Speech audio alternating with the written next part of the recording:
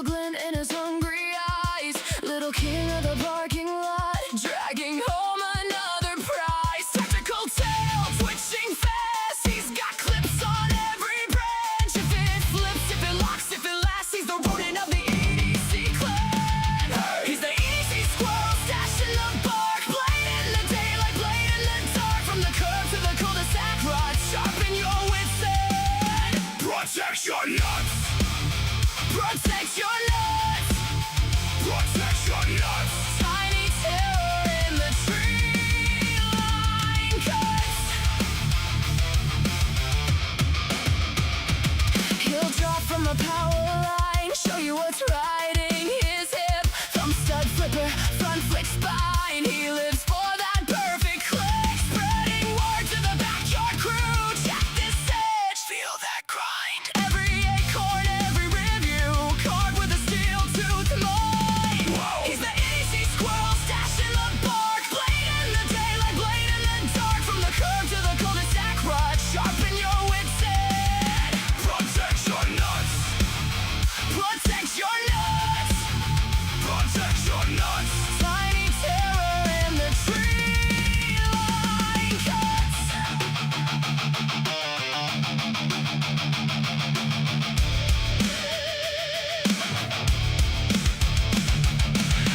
Climb high, tree line thrown in the storm.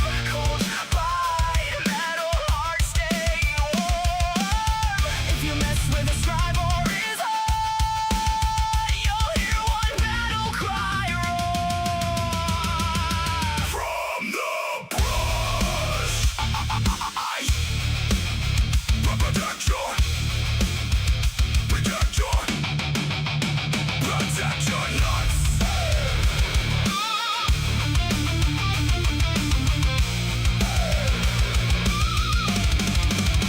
Protect your nuts!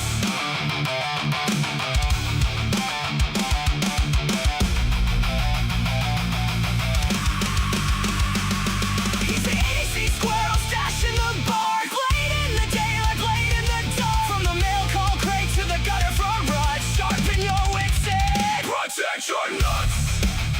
Protect your nuts.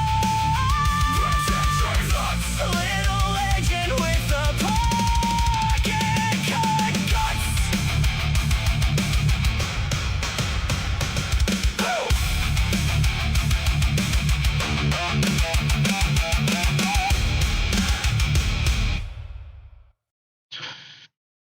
Okay, let's see if I got this running. It's been a little bit. Hey, EDC Squirrel here. How's everybody doing? Hey, Zach Kennard and Marco. Glad you guys could make it. So another Saturday, and I don't have a whole lot going on this last week. Again, it's been a little slow because of I'm just going to say tumultuous waves going on in the real world that I'm having to navigate. Unfortunately, because of that, it slowed things down quite a bit. But I'm trying to keep this alive because I do enjoy doing this channel. This is a fun thing for me to do, and I've learned a lot doing this channel. Met a lot of great people doing this channel, and I don't want it to die. So even if it's a little slow, I'm going to keep it going. Hopefully I can get things to speed back up again like it was when I first started. And I'm going to keep my fingers crossed. But here we are, another Saturday. It is August 1st, 2026. Oh my God, it's getting really close to my birthday too. Hold on, sip of coffee here. I'd hear this. Oh, coffee. Did I take my meds? I can't remember if I did. Yes, I did. Okay. So let me get the camera up, and that's good. Is this working? I know I changed phones, and I use my phone for my camera, and for the first few lives that I was using my phone, it has been really, really acting dumb. But last week was pretty good. I'm gonna cross my fingers and hope this week remains to continue. So first things first, welcome to the EDC Squirrel. It's been a while since I've introduced myself in any real capacity, but I am a pocket knife collector. I've been collecting pocket knives for a very, very long time, for a good number of years. Now, this channel's only been up for... Well, I haven't been up for like a full year yet. I can't remember how long I've been up on this channel. I started this because I just thought it was a fun thing to do, and thought it would give me an opportunity to meet more people that are sharing a similar hobby in regards to collecting pocket knives and such. But I've been collecting pocket knives for years, primarily modern style knives. To give an idea of some examples, like Civivi, Kaiser, Remet, Concept, the Kershaw, your modern styled knives, usually something with more modern steels, more modern materials. Vosteed is another another favorite of mine. But yeah, modern knives, usually pocket clips, modern materials for the blade steels, for the knife scales and such. And that's where most of my collecting pretty much happened or was going. And then in about like the last year, I got really into traditional knives, or a lot of people call them grandpa knives. Like your typical slip joint knives. Do I have any examples? I should have 20 billion examples in front of me. Like, the new case axe handles. I like to collect trappers and things like that. But a lot of people call these grandpa knives or traditional knives. Typically slip joints, although they do have locking blades in some and things like that. They come in a whole variety of different patterns. But I got into collecting these probably about a year ago, this type of style. And ever since starting this channel, actually, is when I started collecting these. And my collection has literally exploded since then, both in the modern and traditional realm. So that's a little bit of history about me and why I started this channel. Again, I started this channel because I thought it would be a fun thing to do. And I've said this before, I have learned so much more about my own hobby in the short time that I've been running this channel than all the years that I've been collecting knives, because I've met so many knowledgeable people. I've dug through numerous rabbit holes ever since starting this, and I continue to learn stuff every day, and I am super thankful that I have the opportunity to do this. So that's a little bit of history for me. And before we get any further after that, we're going to share what was in your pocket today. Now, neither of these were actually in my pocket today. Let me go grab those real quick, and I will show you. Okay, so in my pocket today was that puppy, and I know I threw one in the case because since I'm home, I don't actually have it on me. And then this one here. This one is a Kaiser Militaw, or mini Militaw, just regular. I think it's a mini Militaw. I'm having trouble with my hand, so things have been a little weird. I think it's carpal tunnel. Be seeing a doctor about that, but still able to manipulate stuff. Not too much of a problem. And also, my hand burned Barlow from Case. Burned this one myself. If you look at some of the past lives, I like doing customizations live on cam. This one was a bright green gator jig, which is new for 2026. A bright green gator jig that I used a torch and toasted it myself, adding those brown toasted ridges. And I thought these looked absolutely amazing. I love how these take a toast. And that was what was in my pocket today. I like carrying a modern and traditional slip joint. I'm just, I used to say a modern and a traditional. I'm going to say modern and slip joint, because sometimes the slip joints that I carry are also of modern, like, make and material. So I like to carry a modern. I like to carry a slip joint with me wherever I go. Kind of like the best of both worlds. But that was what was in my pocket as far as knives today. And then my Olight Art Pro Ultra, which is actually still in my pocket and is way across the other room, so I'm not going to grab that right now. But that was what was in my pocket. Let me know what was your pocket carry today. I'm going to go ahead and leave these out for now. But there's my pocket carry. Stay there. And let me know in chat what you were holding. Hey, a Razor, how you doing? Glad you can make it. Well, I was just asking what was in your pocket today. This is what was in my pocket. A Kaiser, I think this is a mini. I'm pretty sure this is called a mini Militar, because I'm pretty sure the regular Militar is much bigger. But a mini Militar, this one happens to be in D2, and my case, bright green gator jig, hand burned, which I did this on live a few weeks ago. Did this one a few weeks ago. But that's what's in my pocket. What's in your wallet? I mean pocket. Now, if you guys have noticed from the title of this video, sometimes I come up with stuff last minute because I tend to have a really busy work week. And this was no exception. So I'm going to be going over, first, we're going to go over a couple new knives that I got this week. And then we're going to go over some classy, or how do I put this? How did I put this in the title? Classy or dressy knives for people that, if you're in a business suit, if you're doing a lot of business meetings, you're in a business suit all the time, or, just a really, how do I put this? If you have expensive watches, you like wearing suits, you like to dress up. We're going to go over some options for those.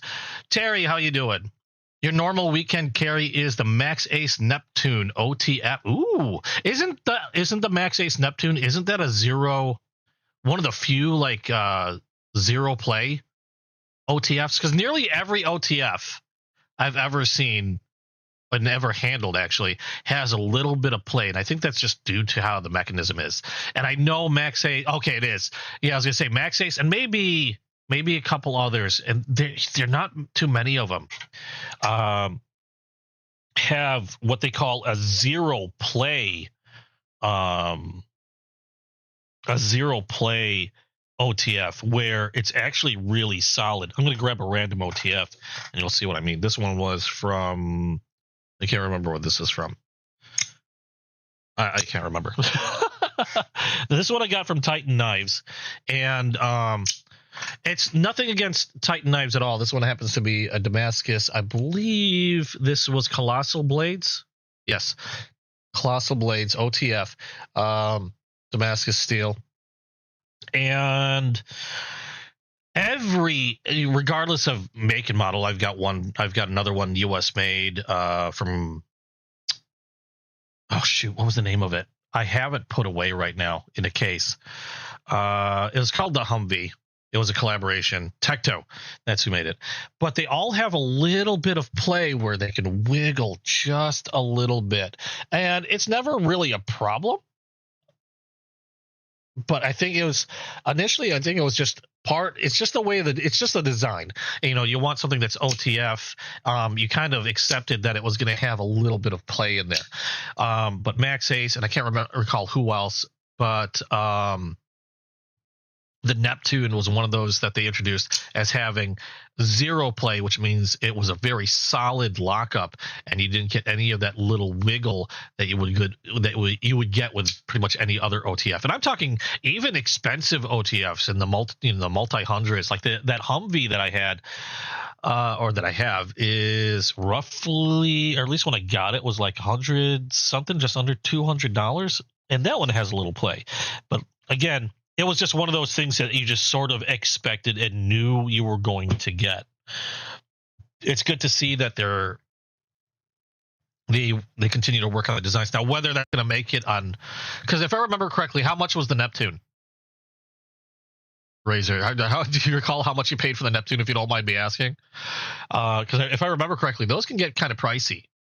And then the regular Neptune has such little blade play, you don't even notice it. Really, I've never handled a max ace myself. I would love to get my hands on one, but I have a feeling that they're kind of out of my league.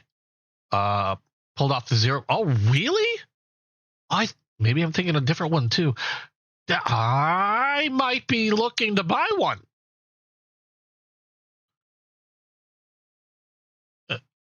That's impressive.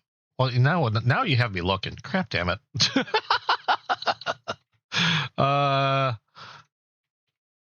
Let's see here. Yeah, good luck. That's what I thought. Trying to get my hands on one might be a little bit more difficult than. Yeah. Now, yeah. So if I remember correct, okay. So maybe it was similar.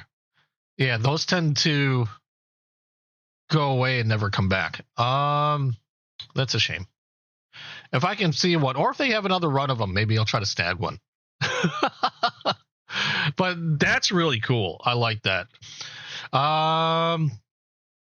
Let's see here. And anybody else, if you want to share, just throw it up in chat. We are going to start off like I always do with, I got a couple new knives.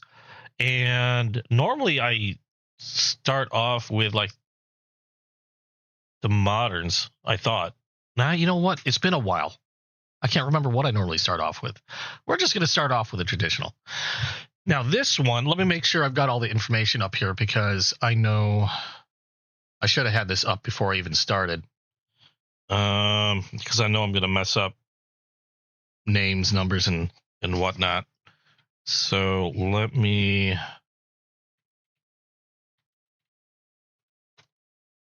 pull the page up real quick so I know what I'm talking about.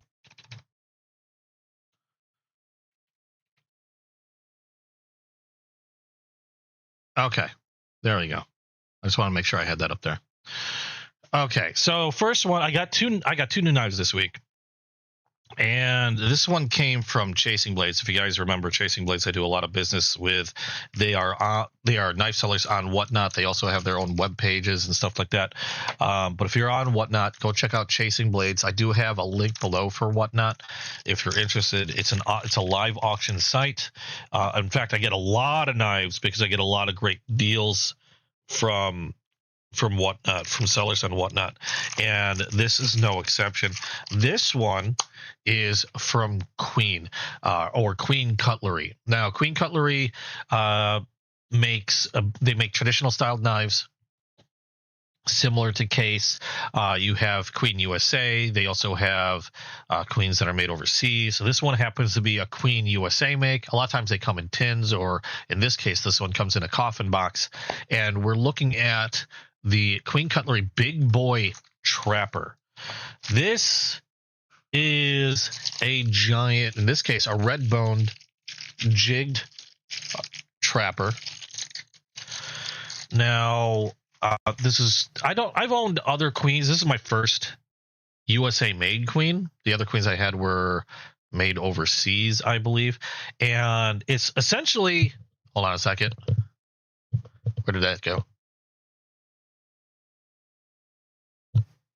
Okay. Whatnot is killing your bank account? Yes, it's killing mine too. It's essentially just a giant trapper. Now, to give you an idea of the normal size of a trapper, let me pull one out here. This one's a standard case trapper, and they're built relatively the same except for size. You can see this is a normal size case trapper, your standard case trapper size. And when other manufacturers make their own trappers, they generally follow the measurements. This one is the big boy, and you can see already a good size difference. I don't have, well, this thing has rulers on the edge, but I prefer a measuring tape. They work better for me. And then I don't know where I put my scale. I'm not the most prepared today. I had a scale as well, but I think I actually buried my scale somewhere. I did. Whoops. Okay. Anyway. Now, your typical trapper is going to be, in this case, just over 4 inches. Actually, what do they have here? Like 4 and an eighth, roughly. The big boy close is going to be about 4.5 or just under, 4.5 inches on the big boy. Now, it does have the same type of blades that your standard trapper does. You have a California point for your main, or sometimes they call it a master blade. And like your standard trapper, you have for your secondary a spay blade, a little bit more of a rounded tip to it. And in this case, again, it is jigged red bone. And if I remember correctly, I think this is 1095 high carbon steel. Or no, I'm sorry. They are 1065 carbon steel blades. So these blades are something that you'll want to keep clean, dry, and well oiled or waxed. In fact, I haven't done anything with this knife yet. You can see they've got quite a bit of either dried oil on there, I believe, or wax in there to keep corrosion at bay, but they will patina up pretty nicely with use. You've got Queen stamped on one side. We have the model number QN7555. Again, this is the big boy. I don't know if they have any stamps on the secondary. Ugh. Got a really good snap on this, really good walk and talk on this. So there's another close-up. You get some oil on that blade. I haven't done any cleaning on this as of yet. In fact, I'm going to wipe this down, probably do a little bit. After I grab all those rags. Yeah, there they are. Come here. Where are you going? I had an issue with trying to find my rags and stuff last week. And where did I put my oil? There it is. Oil and wax. And we'll give this one a good cleaning while we've got it out. Ow. That joint really snapped. I don't even know if you guys heard that. Morgan, here but not. No worries, Morgan. We're going to wipe that puppy down and give it a bit of a cleaning. Just grabbing some rags here real quick. So many microfiber cleaning cloths. Everybody likes to include microfiber cleaning cloths with their knives, which I'm grateful for. I also have about 20 billion of them now. Now, these do come sharp from the factory. They do have a really nice edge on them. I don't normally do a cutting test with traditional knives. Because sometimes a lot of times you get a traditional knife, and it doesn't really matter what manufacturer you get it from. But if you get a traditional slip joint, a lot of times they could use a little bit of work out of the box. This one is not bad. I can feel a pretty good edge on that. There we go. Yeah, Whatnot has been killing my bank account as well. But at the same time, I probably get some of the best deals I've ever gotten on Whatnot.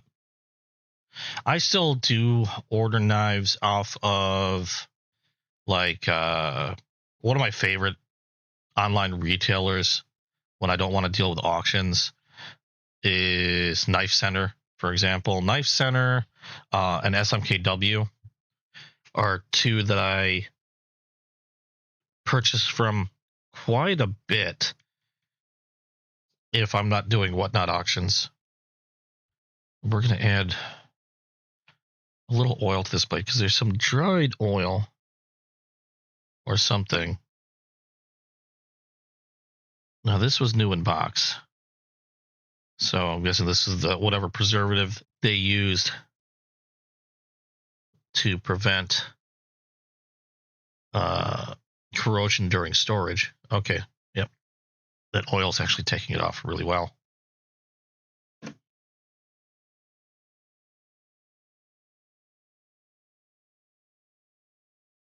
And I'm using a camellia oil or Japanese knife oil. This is something I like to use for all my traditional knives. I use that for cleaning, lubrication, and also it's food safe. So if you have knives that are, I should grab my brushes too. I guess we're doing a full cleaning on this one. If you like to use your knives for food purposes, like, on a picnic, or just prefer using your own knives versus the knives that they have at the restaurant, I highly recommend checking what kind of oil or lubricant you use for your knives. Make sure it's food safe. This camellia oil is. You're addicted to whatnot. Your mailbox has 2 to 3 knives in it daily. I remember when I first started, oh my God, check out some of the first lives that I've done. I'd have like 10 to 15 knives from that week alone that I would show on the live. And yeah, whatnot will definitely clean you out. You got to be careful. I'm trying to pace myself a little bit more, and well, now I'm having to pace myself because I have to. Like I said, tumultuous times, and but I am still a firm believer of tucking away at least a little bit of cash specifically for entertainment or hobbies, because to me that's just it's a form of, how do I put this? It's a form of self-care, mental health care, I guess you could say. Like things for like a game or just something to lift your spirits up. And it might not be a huge amount of money, but I make sure to tuck away a little bit that I reserve specifically for that. Because like when things are going bad or you're really down, and it doesn't have to be a lot. Sometimes something small, like a little game or whatever, to lift your spirits can go a long way. So I always try to make sure I put some aside for just strictly entertainment or hobbies. There we go. But yeah, I've been having to rein things in quite a bit. How are you doing, Jeff? Good to see you. Currently working at First Monday, so I thought it would stop. Hey, well, thanks for stopping by, Jeff. I really appreciate it. Not a whole lot going on today.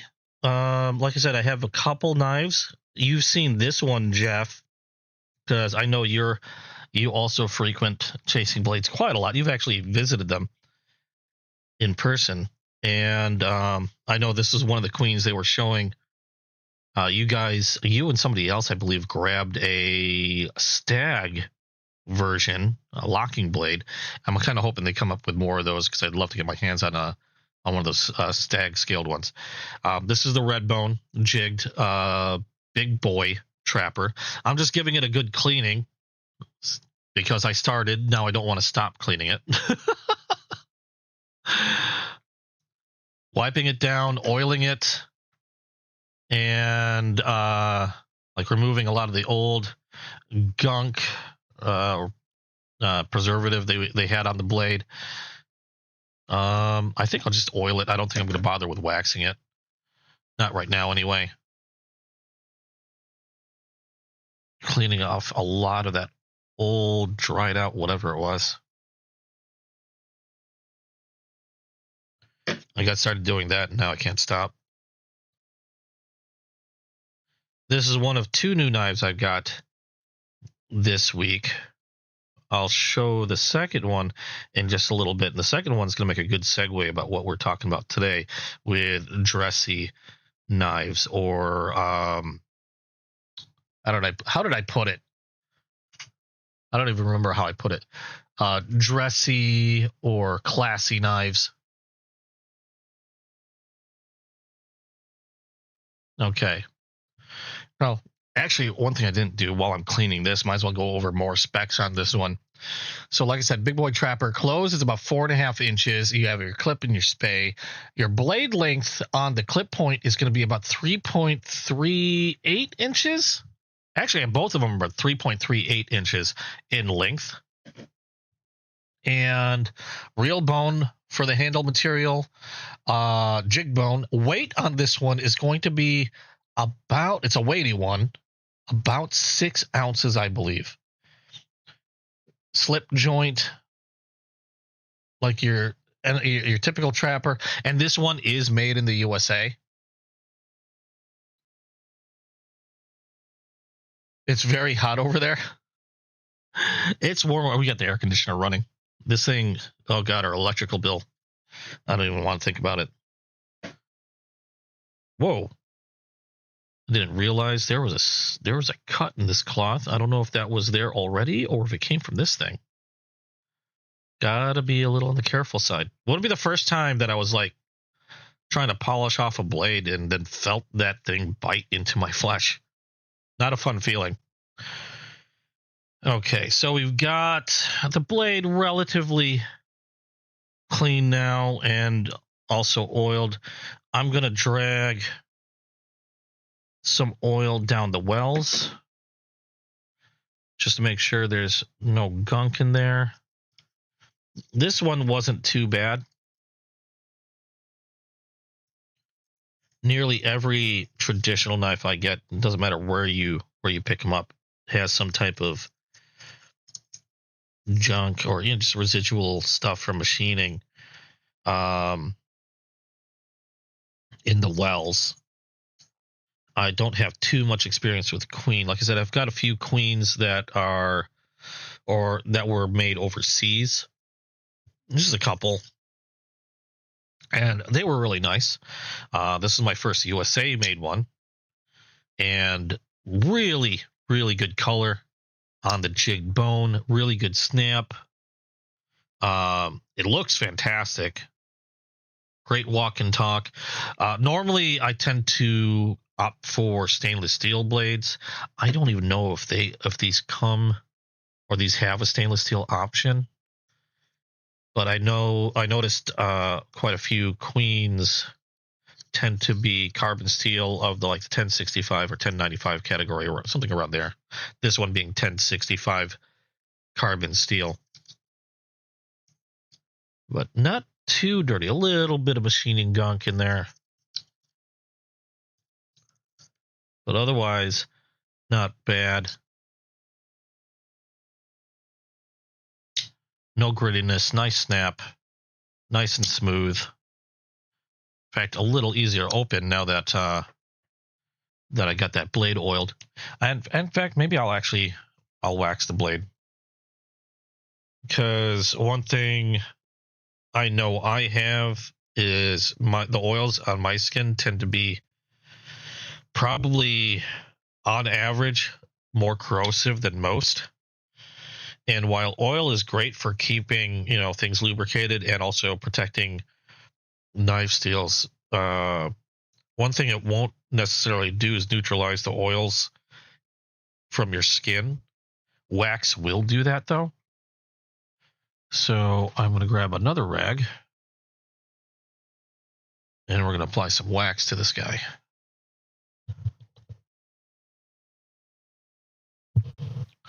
What am I using to get inside the well? These are micro brushes. A lot of times they're used for makeup. I found that somebody was selling bags of these, like a knife seller was selling bags of these on Whatnot. And I found out that they're the same things that you can get on Amazon. I think I get 500 of these suckers for just under $10. And they're just little micro brushes, like a microfiber tip brushes. Sometimes the little tips will fall off, so you got to be a little careful. But use and dispose type stuff. And I find that they're great for cleaning the wells in a lot of knives or a lot of detail work. And so I always keep a couple in hand. And they're just great for removing junk that you might find in the well. And of course, like you saw me do, I'll pour some oil down the well. That helps loosen everything up.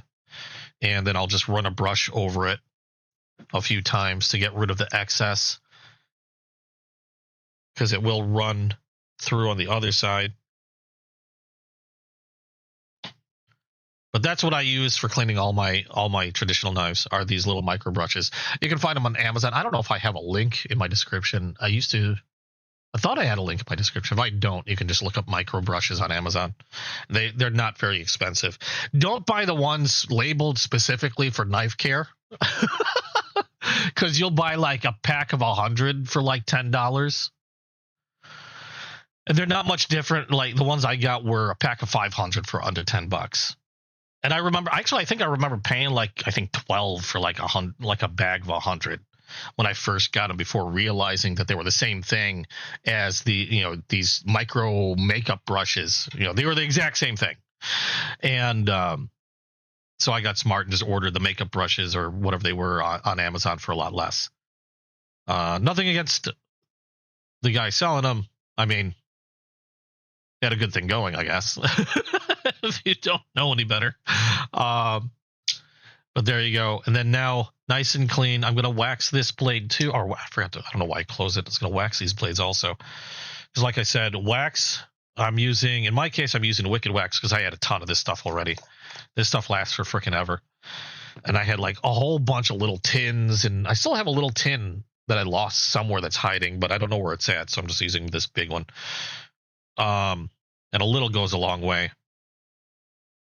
But this neutralizes fingerprints. So I like to,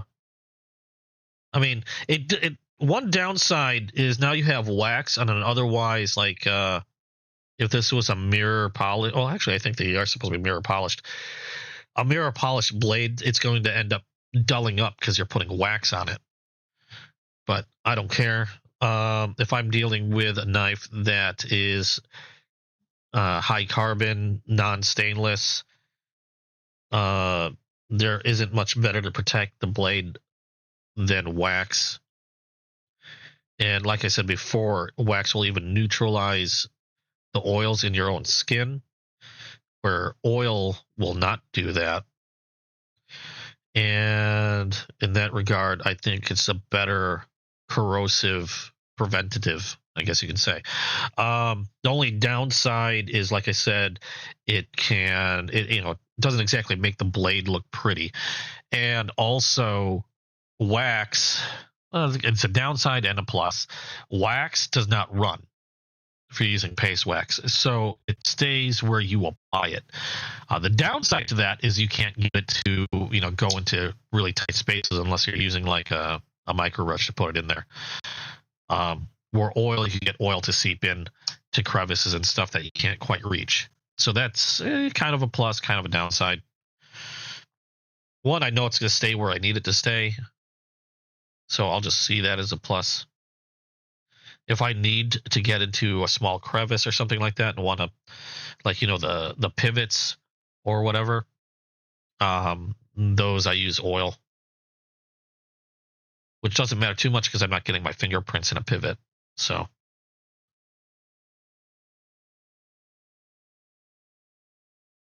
there we go. So a nicely protected waxed blade. So I don't have much to worry about that. And then there's your Queen Big Boy red jig bone. Oh, have a good one, Jeff. Thanks for stopping by. Appreciate it. Okay. So we're just gonna leave that out. I keep putting them back in the box, but I should be leaving these out so you can see. Ugh. There we go. And now we're going to get into, I got one other knife this week. We're going to get into the modern knife. This is going to sort of segue into what I was thinking of talking about for this week, which was classy or dressy knives, or, you still want to carry a knife. You're going on an expensive night on the town. You want to look classy. So you don't, some knives might look a little awkward in a suit pocket, or suit jacket, or I don't know, if it's a really nice shindig, a wedding or something, might look out of place in a tuxedo. So we're going to go over stuff like this. And this is also the second knife that I got this week. This one I actually got from Going Gear. Going Gear is another whatnot seller that I really like to purchase actually a lot of modern knives from. This one is a Remet I got from Going Gear on whatnot. Got a really good deal on this one. Going Gear's always treated me really well. I'll slide this box off and open this here. And actually, before I do this, let me open up the knife info really quick. Partially because I want to make sure I'm saying this right. Because I think when I was requesting the knife, I might have been saying it wrong. Or saying the name wrong. And let me grab... Let me make sure I'm looking at the right one. There we go. Okay, here's the knife. Comes in a nice little taco pouch. Put that there for now. And this is called the Remet. I haven't done a video on this yet. I got to do a video on this. This is called the Remet Eligo. And I use it to play on the word elegance. This one, let's grab some stats on this. They put a little plastic there to protect the scale. This one, again, called the Remet Eligo, has an overall length when open of 6.77 inches. Blade length on this is going to be 2.76 inches. And closed length is going to be 3.9 inches. We have a weight of 2.28 ounces. Blade material on this is going to be M390, flat ground. And it's going to be a Tonto style blade with a titanium scales. And I believe also a titanium pocket clip. I think this is also reversible. I'm not quite sure how you reverse the pocket clip on this one, but I believe it's reversible. I could be wrong. They do say tip up right, left carry. So like I said, I'm guessing it's reversible. And it's got caged ceramic ball bearings in the pivot, and it is a liner lock. And as you can see here, it is also a front flipper only. We have a nice backliner or partial backliner here, where we have a little. What do we have stamped here? This is an Ostap Hell design. I hope I'm saying his name right. Really great designer, and I believe this is where you switch the pocket clip. I think it's like a. Is that pushed down? I don't want to. It's titanium, so I should be able to. I thought you could. There's a way to press down or something. We'll figure that out later. But this is why I went into this particular, or wanted to start this discussion with dressy knives. This is one dressy knife. Hey, want to know how you doing?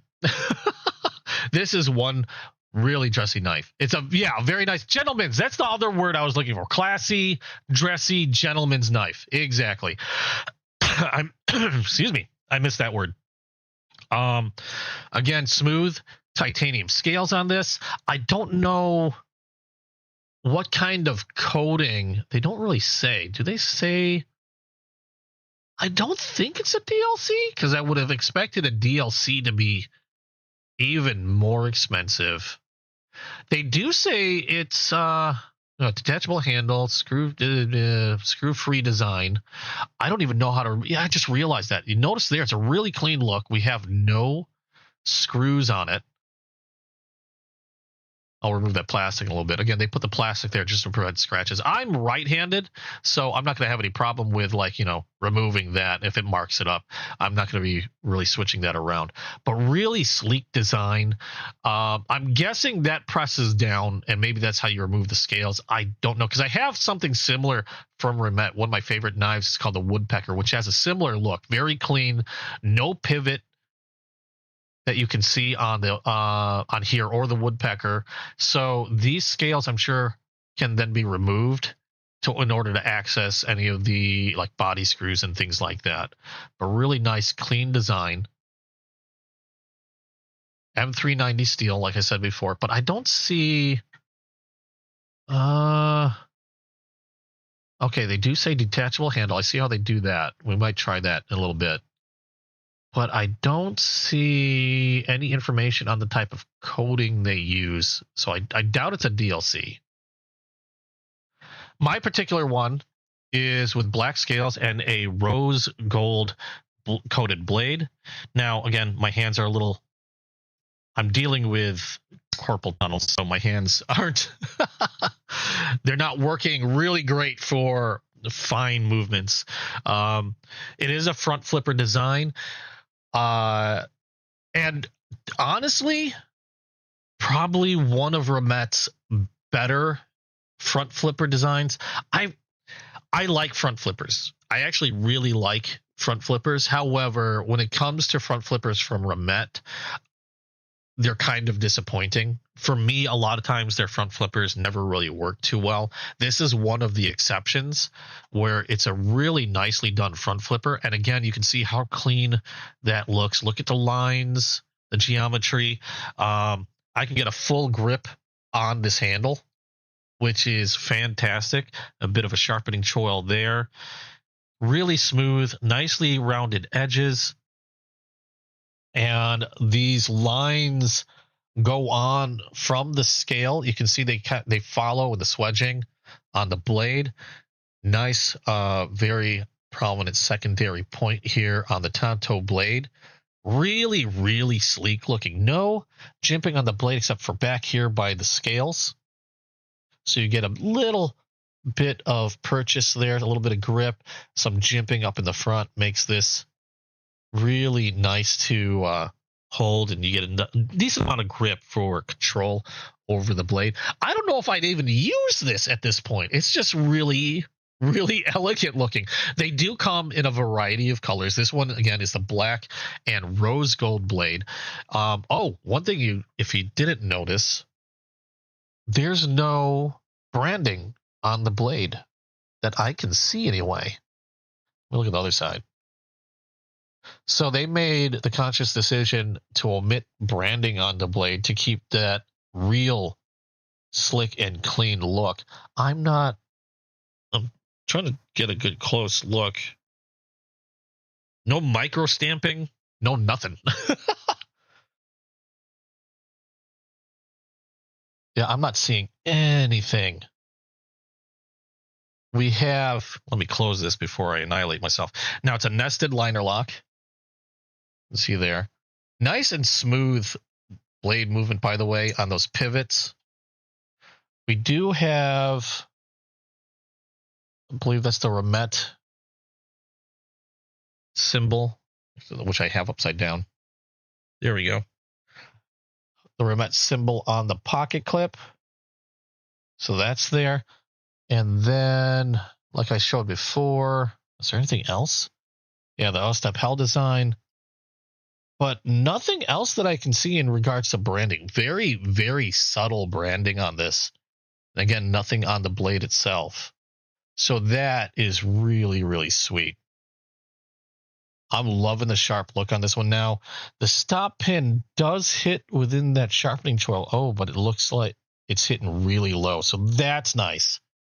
My eye caught that before, and I got a little worried because Civivi has a couple designs that I really, really liked, except their stop pin hit really high on the choil where the blade edge is, and that was kind of a sore point for a lot of people that like to sharpen their own blades. This one, however, seems to sit pretty low, so it still gives you a good amount of edge, a good amount of steel.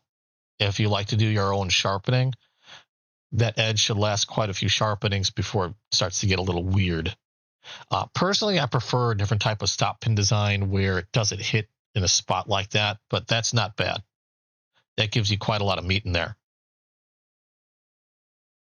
Razor, so you just recently got a Rough Rider Reserve in this style, and man, you're super impressed with it. We're going to go over some of that stuff. We're definitely going to go over some of that stuff. Oh, I do see one more bit of branding that I almost missed,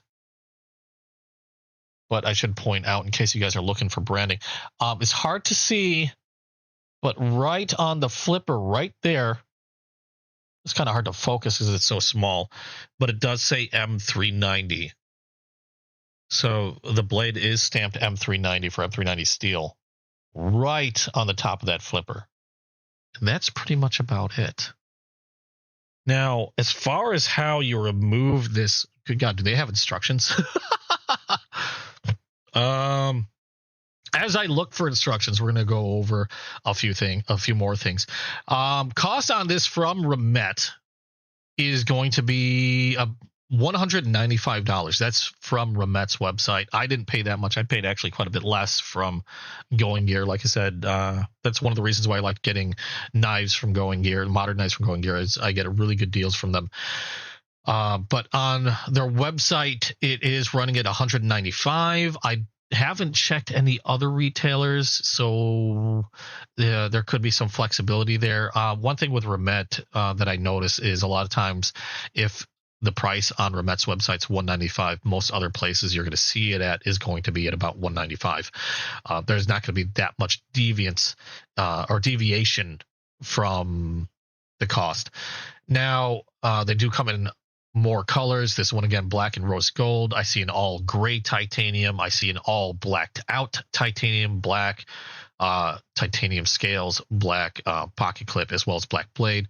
I see kind of a reversal of this one where it's instead of rose gold, though, it's a gold titanium.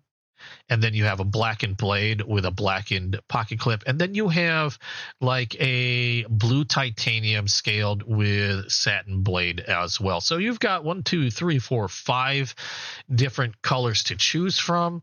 I don't see a Damascus version. No, actually they have more. Scratch that.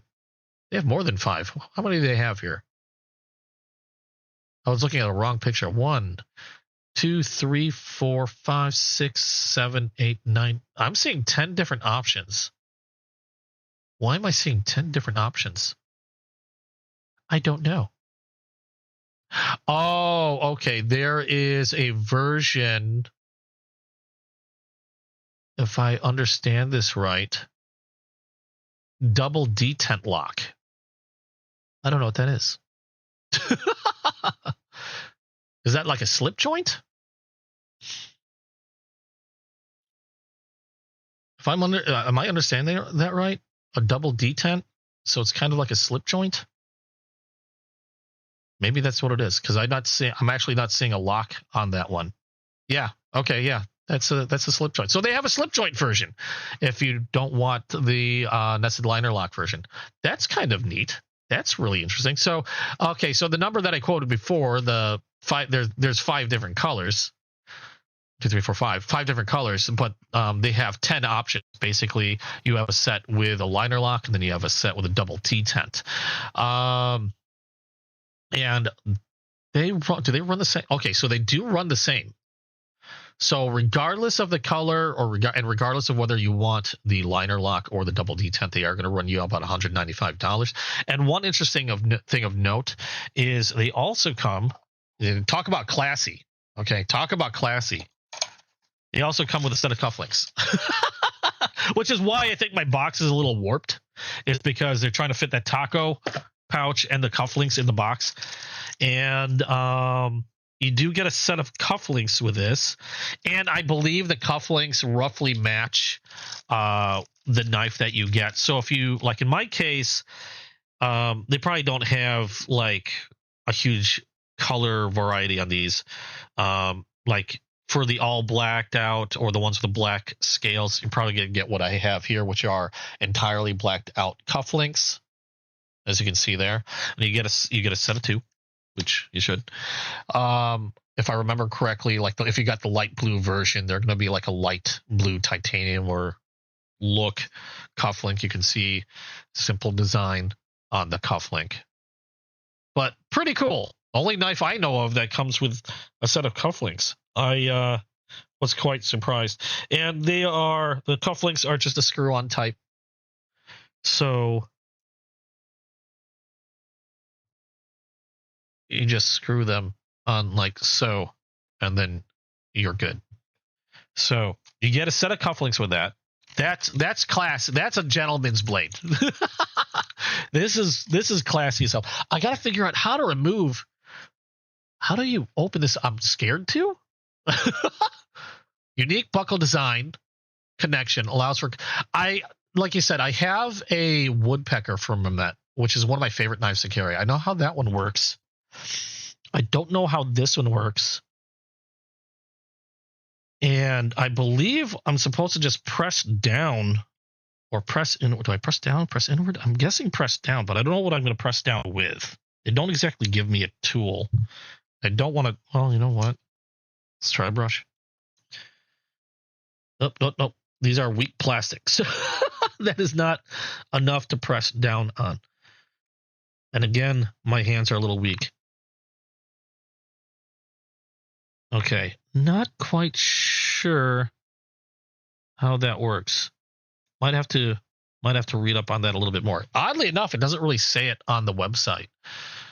I just know, ooh, those cufflinks are pretty. Okay, so I do see like 3 different colors of cufflinks. You got your gray, you got your black, you got your light blue.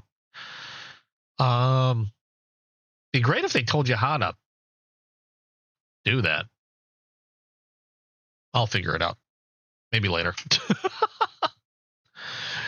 But I can show you on the woodpecker. I had to hydrate with some coffee. But from what I'm looking at the website, it's supposed to be a similar design on how the woodpecker works. I'll just grab the woodpecker because I know how that one works. There we are. Here's my woodpecker. That sounded weird. But as you can see, no pivot, no screws. The way this one works is they have a button over here that you press down, and then the scale slides up. It's keyed in. You can remove the scale. There's all your internals. And you just match the keying, and it snaps back in place.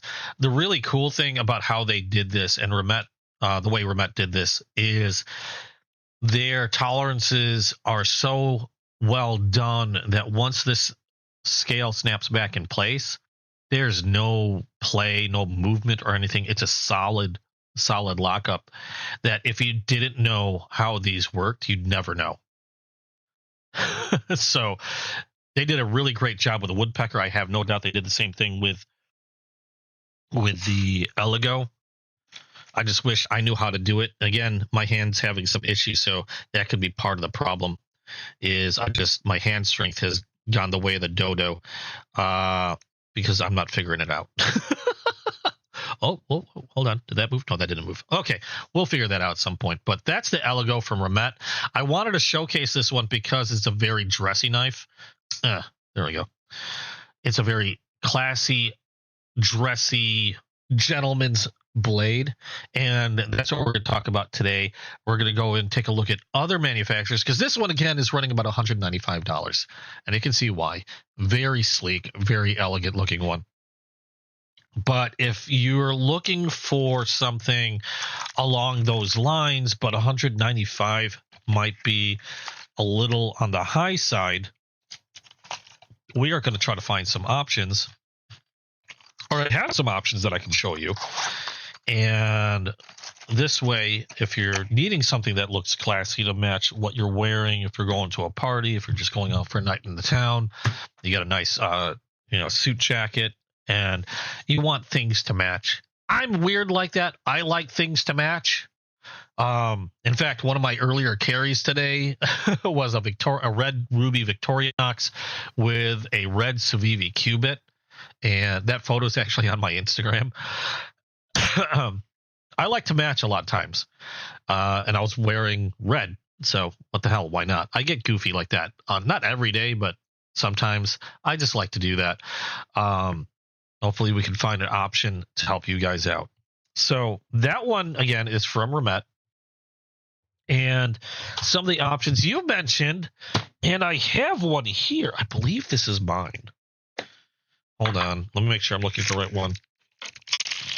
Because you mentioned a Rough Rider, and you can't get any more inexpensive than Rough Rider, and Rough Rider makes some really great knives. I just keep kicking my freaking camera. You love Going Gear. Got all your critical strikes from them. I got like 1 or 2 critical strikes, I think. No, scratch that. I got 1. I believe I got it from them too. Going Gear. Jay from Going Gear. Great deals. He does some great deals. Again, that's where I got my Remet Eligo. Was from them. I'm gonna turn this over this way so it's just lying flat. That's what I got from. In fact, that woodpecker I got from them. A lot of my Remets I've actually picked up from them. A few of them I've gotten from other places like Knife Center and whatever. But the majority of my Remets I believe I got from them. Now you mentioned that you got a Rough Rider, I believe, and I have. I have a Rough Rider of my own that really fits this bill. And the funny thing is I did a video, but I never put it up. I got to put that video up because I did the video a long time ago and it kind of got pushed on the back end. I don't know why. This one, I don't even know what they call this one. Let me look up the number before I bring this out because let me this way I can open up the page. And because I'm kind of doing this on the fly. I was actually looking at, what am I going to talk about for today? And then I looked at the knife, that Eligo that I had just recently received, and I was thinking, well, we'll talk about some dressy gentleman's knives. What the hell? Why not? This one I got from Chasing Blades. This is one of Rough Rider's more expensive knives. Rough Rider makes a lot of traditional style slip joints, traditional styled knives, and they tend to be on the lower price range. They're made overseas and really good knives for the price, usually around like anywhere from like 15 on up to 25, $30. And they also have some premium knives that they make, like their Black Label, or in this case, this is going to be a Rough Rider Reserve. And the one we're looking at is RRR031. It's a Rough Rider Reserve VG10 Damascus liner lock. And this one also has I think they call this, I forgot what they call this. Is it Damascus? Like G10 scales? I think it's Damascus. I think they call it Damascus. I can't recall. It's got they're really pretty. As you can see there, I do believe these are G10 scales. This one also has a VG10 Damascus steel blade and really sleek. Look at the lines on this one. It is an Ested liner lock. You have a rear flipper on this though. Really slim. I believe it's a straight back. I don't think this is a drop. Yeah, this is a straight back blade. And you can see there, it's kind of like, if I understand correctly, like a San Mai type Damascus, where you have VG10 making up the cutting edge, and you have another steel basically jacketing it in a way, or laminated it. And you can see there, it's a true Damascus. You can see it's one of the things I check when I'm looking at Damascus is the back or the spine of the blade. Excuse me. You'll have to excuse my throat's being weird. But very, very beautiful blade on this one. This one, again, Rough Rider Reserve. This is one of their more expensive models. This one's, at least on SMKW, is going to run $62.99. They do have these available on SMKW's website. You have this in a black aluminum scales. You won 2 for free. Oh, you won 2 of these? No kidding. You can't find the one that you have online anywhere? Oh, you're going to make me jealous. I'm going to have to... aluminum? Really? Dang it. You need to put some pictures up on the Discord. I want to see some of those. I'd love to check those out. But this is another example. If you're looking for something not terribly expensive, because like if nearly $200 is going to be a little bit out of pocket for you, then this is another one that I think looks absolutely fantastic. You have a standoff on one side. I do believe that this is reversible. Is it reversible or not? You know what? I can't remember if it is or not. I think it is reversible. I don't think that the pocket clip on there is inset. So I do believe you can reverse it. Now, the pocket clip is a pen style pocket clip, which I really, really like. And it's not, like I said, it's very thin. So sitting in a shirt pocket, it's not going to look much different than a pen sitting in your pocket. So that's one of the nice things I like about these is they can remain pretty well hidden in plain sight. And again, nice, slim, sleek Damascus steel blade. Just another very beautiful dressy knife. I do believe I waxed this one, but I'm going to wax it again anyway because this is now VG10 itself is stainless, but Damascus usually they'll mix it in with a non-stainless to make their Damascus. So I always like to give a good amount of wax on any Damascus blade that I have. And I can't recall the last time I even opened this knife because it's been sitting in a box full of other Rough Riders. There we go. It's one of the few modern styled Rough Riders that I have. But just a super cool look. I love the red and black swirls. The liner lock, even though you don't have that much of a cutout. You have a little bit of a cutout here that gives a little bit more access to the liner lock. But the liner lock is nicely jigged to give a lot of what's the word I'm looking for? It's very easy to manipulate without having to use my thumbnail to catch that liner lock. Let's just put it that way. And again, just really sleek looking. The reverse or the back flipper makes it really easy to deploy. And just another really elegant knife, in my opinion. So this one's from Rough Rider. The RRR for Rough Rider Reserve 031. Again, this one I know is still available on SMKW's website. For their price on that is $62.99. I'm gonna look. Do you have a number for that? For the aluminum scaled one? Because I'm curious. I would love to see. And I wonder if I just put in Rough Rider Reserve. I'm going to just do that. I'm just going to do that for a search. That's going to come up with so much stuff. Even doing Rough Rider Reserve is probably going to come up with so much stuff.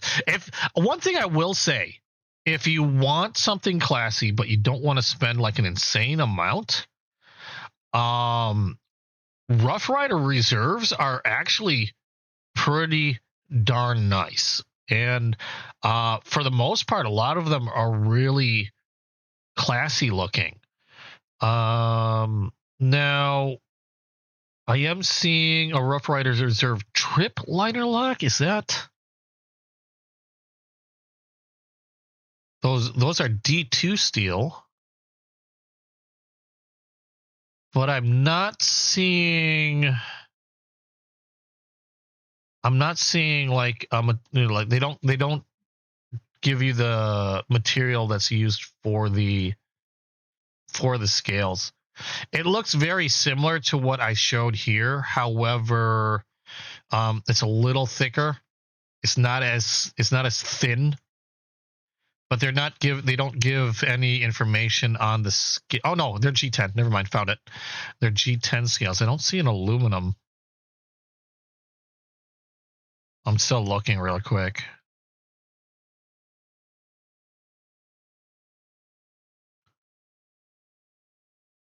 Yeah, the Rough Rider Reserves, for the most part, a lot of them could look really, really classy.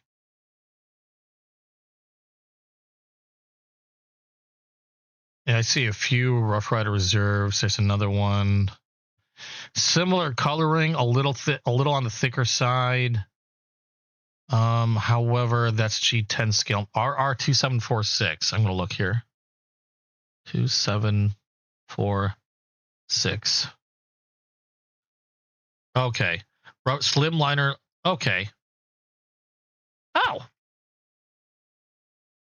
Oh, and they are in stock, and they're not terribly expensive, which is nice. I might have to snag one. Oh, it's not a Rough Rider Reserve. Okay, it's a Rough Rider Slim. Got it. Oh, wait. You have another number, RR. Okay, let me take a look at that one. If I can type. I believe mine was an RR031.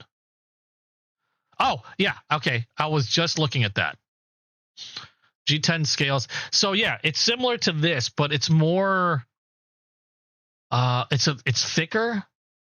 I'm trying to think of it's got the same reverse, or I keep saying reverse, same rear, a similar rear flipper. It's a thicker blade, thicker handle, but otherwise similar scale material. The G10 that I'm going to call it Damascus because I'm pretty sure that's where I've heard the term.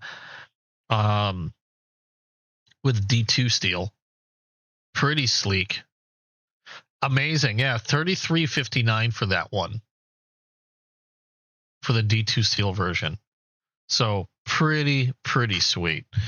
Now, that's another one that I would highly recommend in terms if you're looking for something that is dressy and something that wouldn't look out of place in a suit jacket. Others that I have, let me see here. Now we're looking at modern styles. So this one was from Best Tech. This one is also really slim. Let me see if I got the name on this one because I can never remember the name on this. I'm trying to recall. I think it was called the Lanza. Let me make sure I'm looking at the right one. Okay, yeah. This one's called the Lanza. Now, the one that I have isn't, I guess, really as dressy as these because if you look at the colors and such, but it is a similar style. Really thin blade.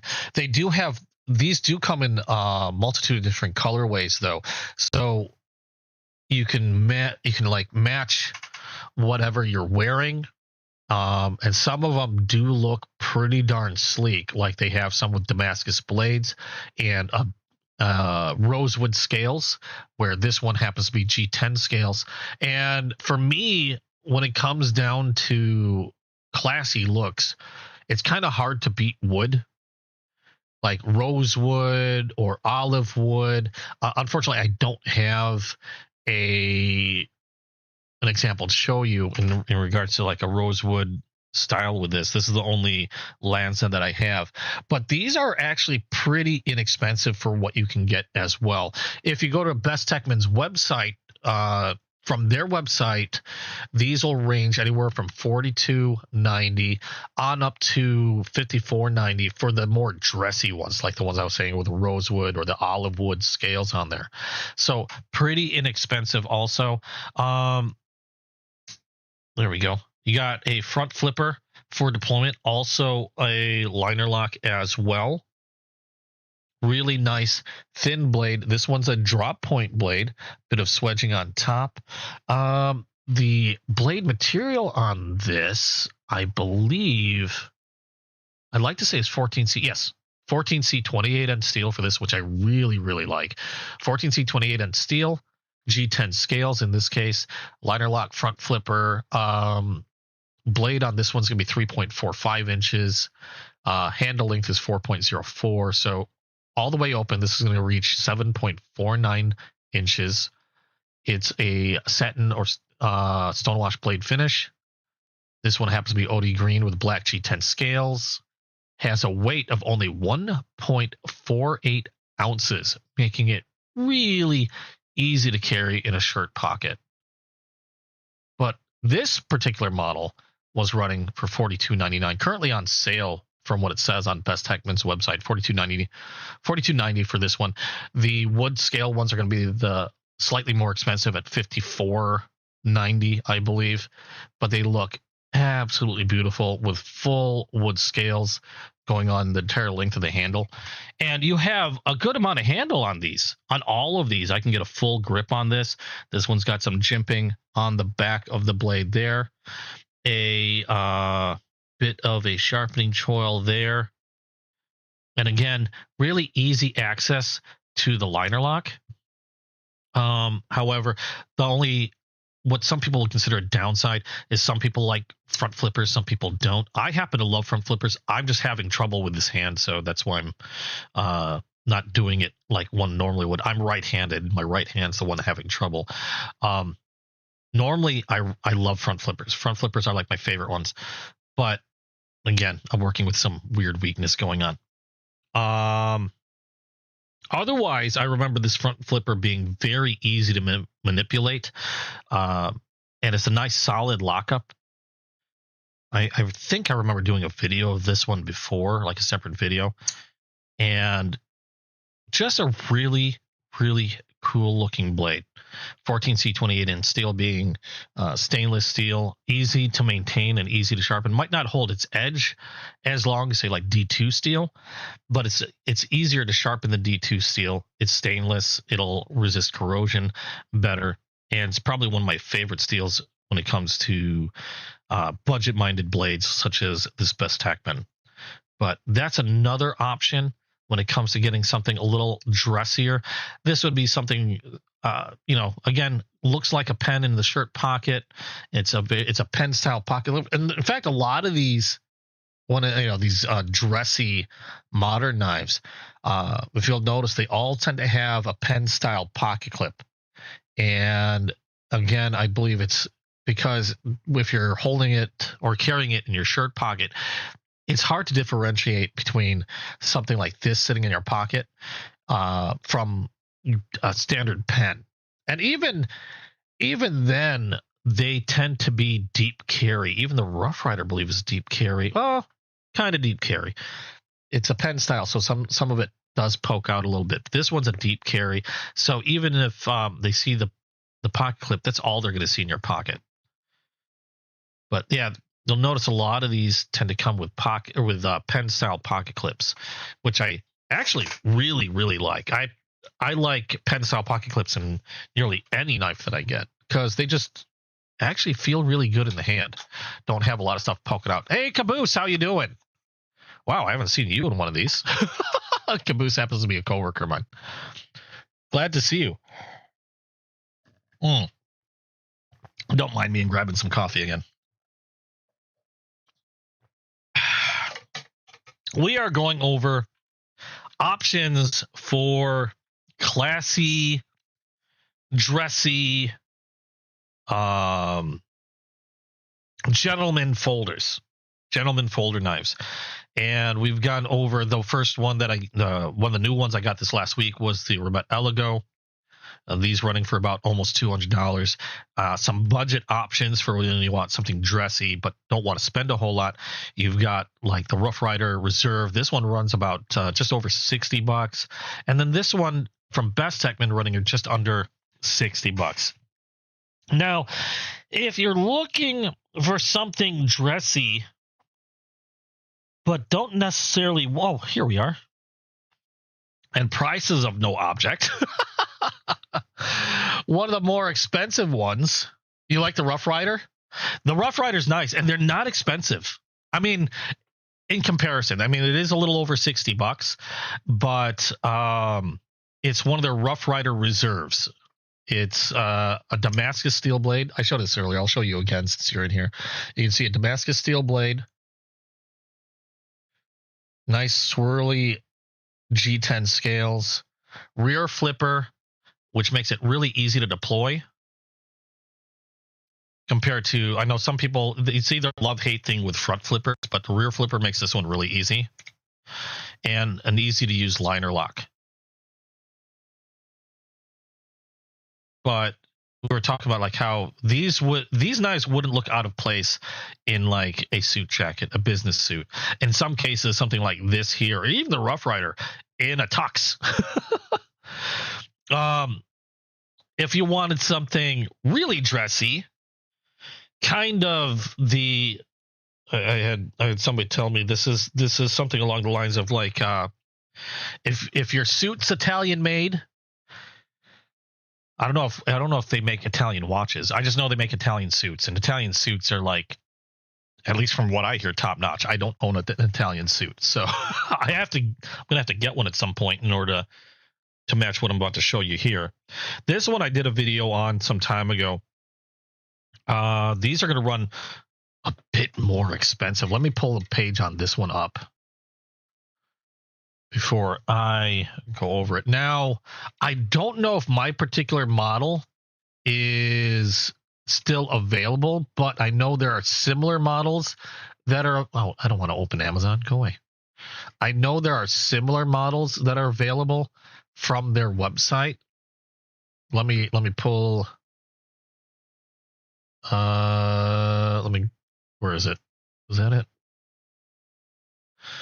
Because they come in different models. The one that I have, I've had a hard time trying to find again. And I don't know why. Excuse me. I burp when I drink coffee. You've got to far off fingers for front flipper, but your wife loves them. Yeah, it's a love or hate thing. I love front flippers. I'm just having trouble with my right hand.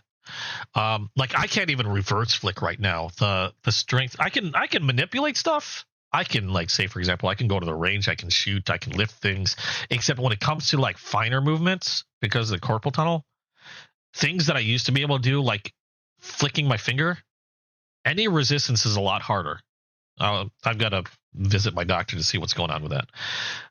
But I can still use my hand. It's just really, really weird. But anyway, if money is of no object, this one is made by Ocaso. Ocaso, and I hope I'm pronouncing the name right. Ocaso Knives, Italian maker, I believe. This is called the Solstice. Now, this version of Solstice, like I said, they have many versions of the Solstice.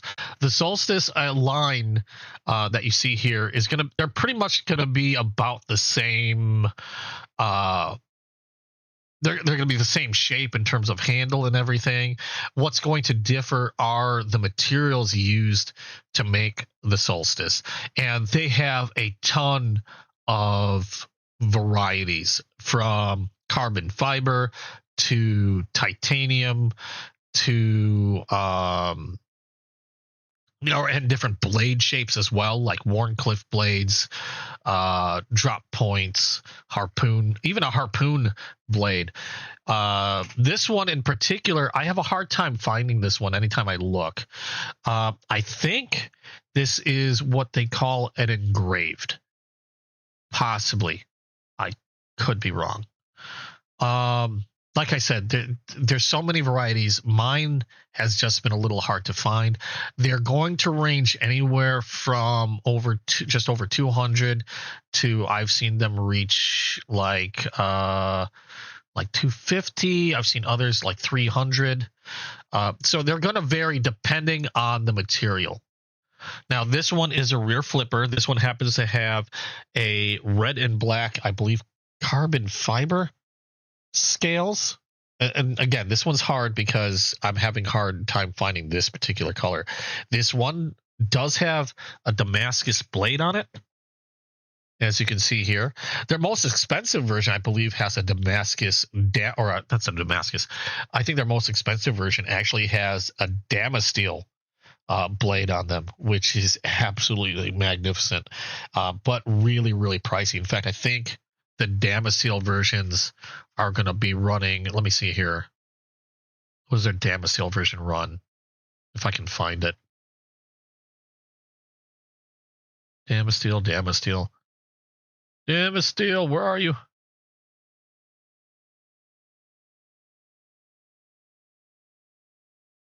Okay, I'm not seeing it. Oh, like 500. We're like $460. It'll be like 460 bucks for a Damasteel version. This one, I believe, ran probably around 250, making this one of the more pricier knives in my collection. But very beautiful Damascus steel blade. Interestingly, etched pivot on this. You have a very beautiful red and black carbon fiber. And this one is a frame lock, titanium on this side frame lock.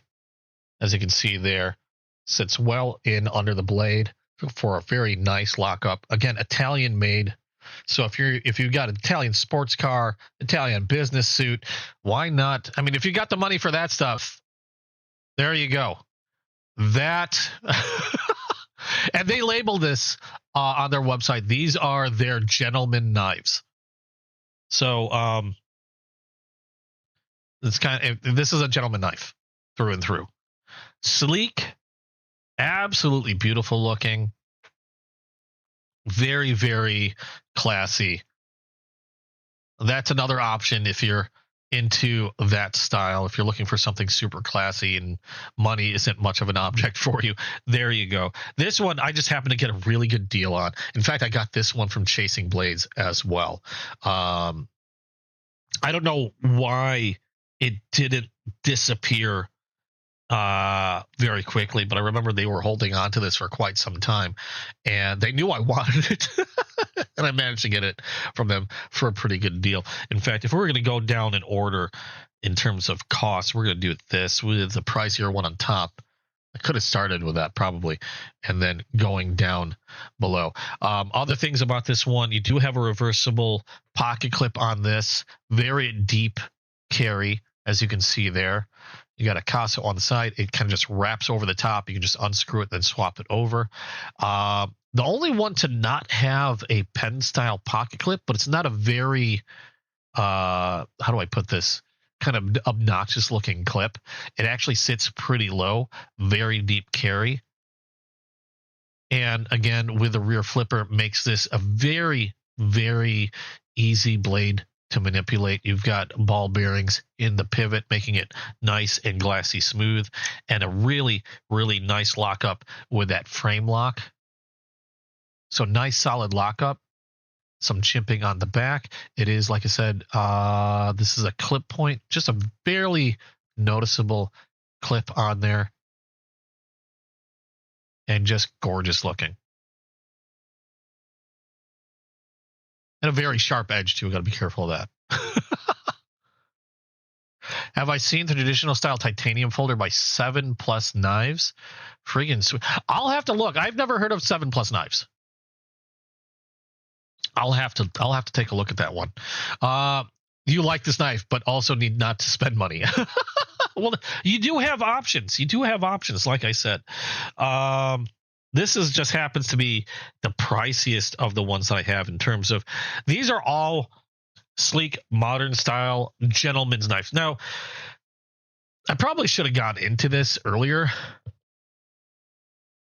but usually when people talk about gentleman knives, and this is why I have these particular ones out, when people talk gentleman knives, a lot of times they talk about these slim-bodied, slim-handled, slim-bladed, kind of relatively long folding knives. But anytime you hear gentleman knife or gentleman's knife, this is usually the knife that people end up pointing to. Something along these lines where, again, they're thin, very sleek looking, kind of pen style, and have that sort of elegance to them. I'm having trouble again, my hand. There we go. That denotes some type of, like that sophistication, sleek. A lot of those adjectives come to mind for modern gentleman folders. This is typically the imagery that comes to mind. Now, If you still like something that's more robust, because these tend to admittedly be kind of dainty. They're dressy. They're meant for light cutting duties. They're not something that you would really rely on for like heavy duty stuff.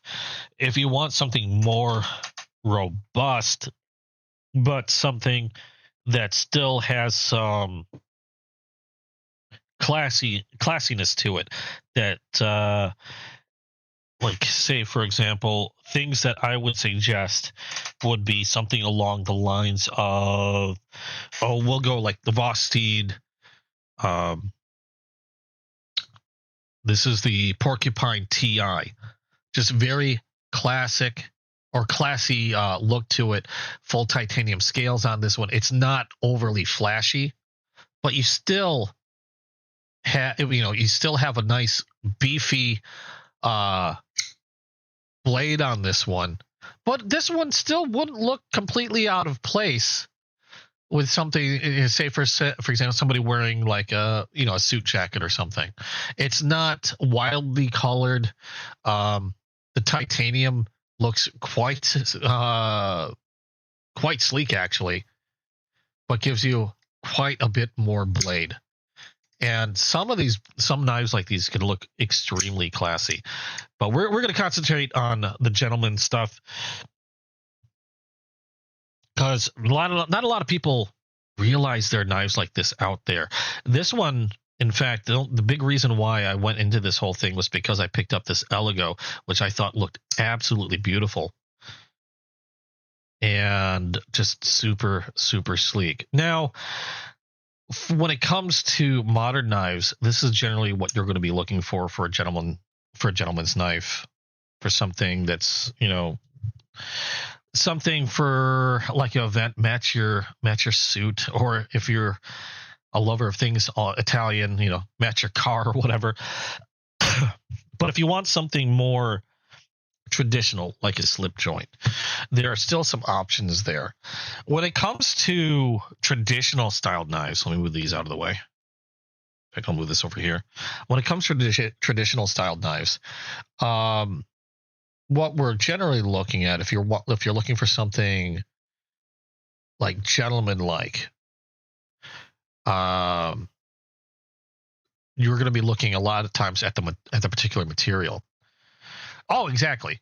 It's not going to scare some. If you got something like this is something that they look classy enough that people generally don't give them a second glance. Whereas something like, if I pulled out that porcupine, they're gonna be like, holy shit. I've actually had reactions like that before, where I'll have something that looks really nice. I mean, to me, it looks classy, like that porcupine. But then I'll have something like this, this one actually has a much longer blade than that porcupine does. Okay, but they'll look at something like this and be like, oh, that's so pretty. They don't give it that they don't give it that same reaction that a lot of modern knives tend to get when you flick them open. When it comes to traditional styled knives, things to look at, I like knives like this when it comes to gentleman carry. You want something, a traditional knife or a slip joint knife that's gentleman carry.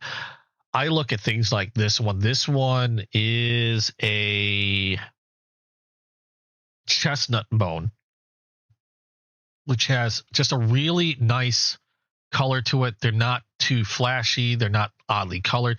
I think one of the reasons why I like these in regards to something that's a lot more gentleman-like is because they resemble wood. One thing that I noticed when it comes to traditional knives, it's hard to beat wood if you're looking for something that looks dressy. It's really hard to beat wood, and Case in particular has quite a lot of variety in that regard. I have a similar one, or actually this one I think is an antique bone sow belly. This one is also another sow belly. Hold on, where did I put it? No, thought I had another one. This one, we were talking about wood. This one is a black curly oak. And again, just absolute beautiful color. It's not very loud. It's kind of hard to describe. It just has, like, it has a very sophisticated look. Like, you know, when you're looking at a desk and you see something that's like, you know, your standard work desk with a say particle board top to it that's been painted, or, you know, whatever, and then you look at a mahogany desk, if you know what I mean. The mahogany, the wood, or even just the color, like this antique or the chestnut, give it just a very classy look and style to another. Like, you know, give an example. Here's a difference. Here we have a Kieranite. This one's a synthetic scaled sow belly, but like bright, kind of loud knife compared to the black curly oak, the wood scales on the black curly oak. It's just got this classiness to it. I know I kind of picked an extreme here with this with this Kieranite one, but if you like, even some bone colored ones. Here's a Tequila Sunrise version of a sow belly. So when it comes to slip joints or traditional style knives, if you're looking for something classy, I like to go towards the wood, like this black curly oak. They have blue curly oak, they have purple curly oak, or something similar in color, but like these antique or chestnut bone knives, which also I think look absolutely beautiful and classy as well. Those are kind of hard to beat when it comes to dressy knives, but you want something that's, you know, traditional. And let me see here. I'm trying to find other examples. This one this one's a cheetah cub. This one's done also in antique bone. Beautiful bone, and the variances in this natural bone make this look even more classy in my eyes. New for this year, this particular pattern. It just looks really sharp with that color. Like, this would not any of these knives here, these traditional, this one has to be a locking, these other slip joints would not look out of place in something like a, you know, like I said, in a CEO's pocket. They just have that look to them. I'm trying to think of other examples.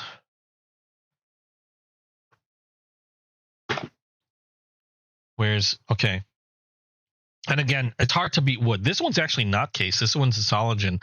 This one is an I brand German knife. But if you look, the wood scaling just adds a level of classiness to it. Again, it's like if you're looking at a nice mahogany desk. Bust out the Microtech Amphibian in a steakhouse and watch the reactions you get. Yeah, exactly. You know, it's because it's, I don't know, somebody said they were aggressive looking. You know, was one thing that somebody mentioned. They just look really aggressive. And I don't know if it's like ingrained, because like with, say, knives like this, it might be ingrained now because they've been around for so long. A lot of people associate these knives here with knives that their grandpa carried back in the day and just used them as tools. And I think because of that, people don't really give these a second look. They're not particularly aggressive looking. In fact, like I was saying before, these are very classy looking knives, especially like this wood scaled Sologen I brand, that even with a rather sizable blade to them, they just have a really upscaly, gentleman-like look. QSP Hedgehog in titanium. Ooh, I have a hedgehog. I don't have. Wait, hold on. Is that QS? Am I thinking the right one? I might be confusing it. Exclusive slip joint and a 3-blade Craftsman Stockman. I don't think I have a Craftsman Stockman. Looking to trade for modern Volt. I don't do too many trades. Usually it's people I know firsthand. I don't collect for. I mean, I collect for strictly for my my own entertainment and amusement, and I don't collect for money or anything like that. I try not to. Also, one thing I've been trying to stray away from. This has been the hardest part. Is trying to stray away from limited knives, because I generally like to use the knives that I get. And when I got into Whatnot, when I started the channel, I found myself buying a lot of knives, or acquiring a lot of knives, purchasing, or whatever, that were like limited one-offs, or like severely limited, hard to get. And I realized I started acquiring a lot of knives that I'm afraid to use because they're harder to replace. If you understand what I mean. I've gotten most every knife. When I started collecting knives, I had no problem using the majority of knives that I got, with the far exception of being, say, a knife that was, had some sentimental value. If it had sentimental value, I might not use the knife as often, simply because I didn't want anything to happen to it. When I started the channel and started getting more and more on Whatnot, and the world of knives kind of opened up to me. I started acquiring a lot of those knives that are limited, that do have, that are hard to get now. And those knives end up getting tucked away and never being used because there's no way I can replace them. Case in point would be like, for example, where is it? I know you're in here. Like this peanut butter and jelly Crossroads from SMKW, from Case collaboration. Now, initially, this is not a particularly expensive knife. I was able to nab this right when it landed, and on the website, these went for, if I remember correctly, they went for $90. But being a PB&J, being a limited quantity being made, and a special collaboration, once these ran out, which was very, very quick, I consider myself lucky to even have nabbed this at its regular retail cost. These things were going for over $200 a pop on auction, nearly $300, because you can't get them anymore. And because of that, I'm very reluctant to ever use this knife, because I know that if I were to use it, something were to happen, that's it. There's no way I'm going to get this knife again if unless I'm lucky to find it. And even if I did find it again, I'm going to pay a extremely ridiculous price for something that I originally paid $90 for. You know what I mean? And so something like this now sits in my collection. Now, I'm glad to have it. Don't get me wrong. I love this knife. It's a great knife, but it's become now simply a conversation piece, if you know what I mean. And I was collecting more and more of these as time went on, and realized I have a bunch of knives that I don't really do anything with aside from their conversation pieces. And that's not the only one. I've got a few, like, for example, when it comes to modern, case knives aren't the only things that are like that. Obviously, modern knives, let me see here. Like one of my favorite ones. There we are.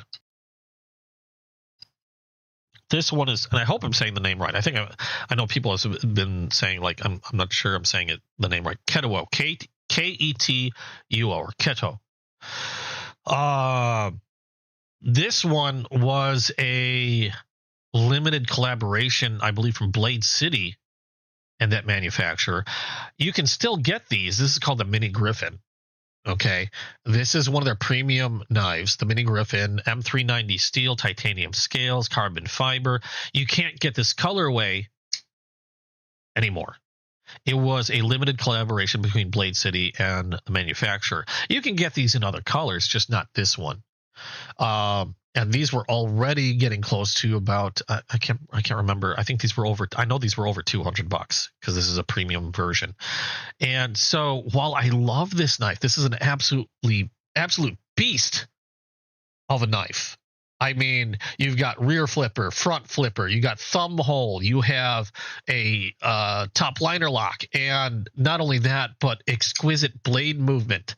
Awesome harpoon blade, by the way. And even though it looks really angular, exceptionally nice ergonomics. I love this knife. I actually carried this a couple times. Then I realized I'm scared to use it because there's no way. I mean, I could get a different color, but there's no way I could get this color anymore, if you know what I mean. I mean, maybe on the secondhand market, maybe if somebody had one that they kept in the box brand new. But then again, because this is not regularly available anymore, I'd be paying an absurd price for an already expensive, knife as it is. In fact, one thing that the manufacturer did, because I love this knife so much, it's probably, when it came to 2025, probably one of my favorite knives for 2025. Okay. Thankfully, the manufacturer did something that was really, really awesome. And they came out with a budget G10 version of that Mini Griffin. And this one runs, I think it was just over $100. Okay. So I was like, oh my God, yay. I have a similar styled knife. All the same stuff, works exactly the same way, feels just as good in my hand, just more budget minded. G10 scales. This one's 14C28 on steel. All, same feel, same function. Oddly enough, doesn't sound the same because the materials are different. If you do a sound difference with the opening and the pulling, it does sound different. But everything else is there, and now I can carry this one. This one I love carrying with me. It's one of my favorite ones to carry. And because this is one that's regularly available, I call it the Stormtrooper because it's black and white. I have no qualms carrying this around with me because if I needed to replace it for whatever reason, I could do that. The other one, I can't, or at least not so easily. But see, that's one of the reasons I'm trying to stray away from it. Because while I enjoy having knives like that, it's kind of a shame to not be able to carry them around. And like I said, a lot of those I'm kind of scared to. This Ocaso, there's no way as far as I know, I can't replace this one unless I want to buy another one of a different model. So this one is now technically a conversation piece. If I wanted to carry something classy with me, I mean, I could carry this one, although this is a little bit more expensive, or not more expensive than a Casa. This is a little pricier at almost $200, but at least this one I can replace, and it's not some weird limited edition thing that starts running 5 times the cost because you can't get them anymore. But I'd be more inclined to carry this or something like the Rough Rider or the Best Techman, or even some of my traditional knives if I'm looking for something classy. Again, these aren't terribly expensive, hard to get knives. So I'm trying not to do that anymore. Yeah, Critical Strike. Their OEM is, yes. I hope I'm saying it. Keto. I don't know. I've heard Keto. That's why I'm saying Keto. I think I don't know where I put it. I know I have one Critical Strike. I just don't know where it's at.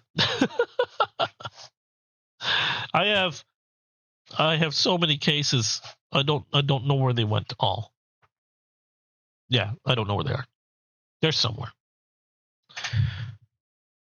But we kind of segued from classy knives. But something like these, like the wood scaling, the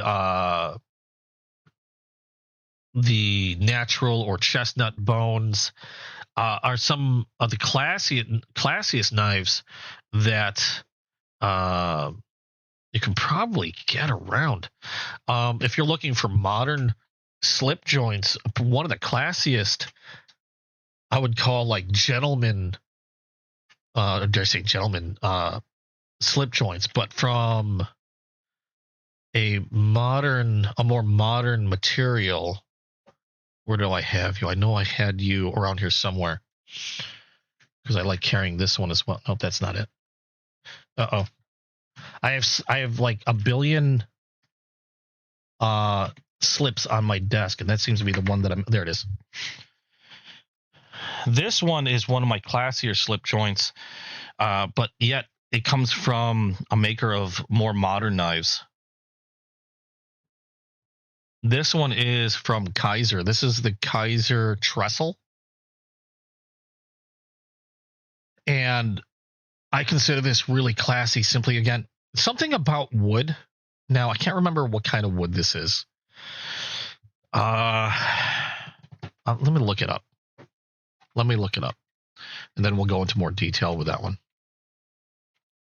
I can't type with crap. There we are.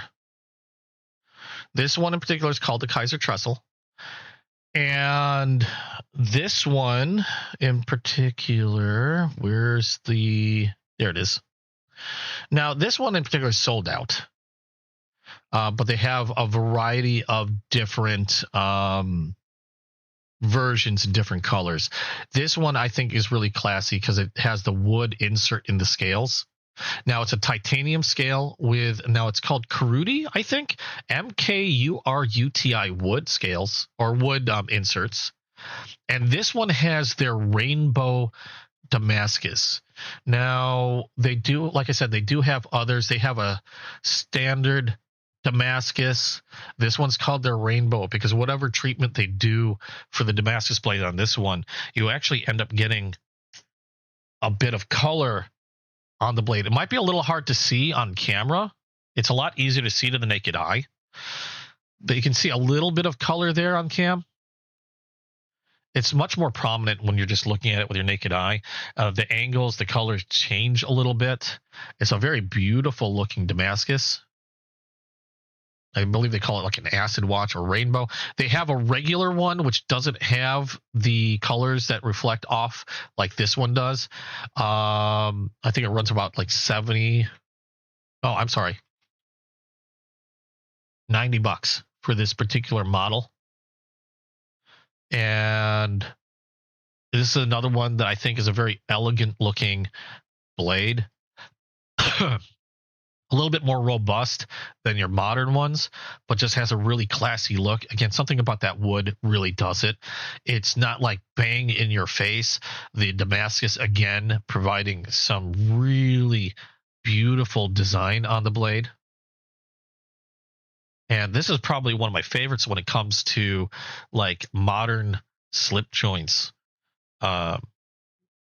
Kaiser really knocked the ball out of the park with this one. I just think it's a very beautiful blade. Has a unique midpoint or mid-stop, where normally a mid-stop is going to be about 90 degrees from handle and blade, which they're great. Like safety, they're like a little, the way I see it, it's like a safety precaution so you don't snap the blade closed on your hand if you're trying to close it one-handed. But Kaiser does something where instead of a 90-degree angle, they have a greater than 90 degree. I don't know the exact degree on this one, but you can see that the midpoint isn't exactly right at mid. It's still a little bit more open than your standard midpoint, giving you a greater deal of safety when it comes to closing this knife. So if you're snap the knife down, you've got a generous midpoint on that one, and then you can close it the rest of the way. Great snap on this, by the way. Beautiful, beautiful blade on this. This is another classy one. They have other variations, and they'll vary in price depending on what you're looking for. Some of their most pricey versions of the trestle, they even come with M390 steel and Damascus, which that one runs like $300. practically. But otherwise, they'll range anywhere from, say, well, let me see here. I see them going, oh, they have a Christmas version on sale for, oh my God. They have a Christmas version with aluminum and G10 inserts for $36.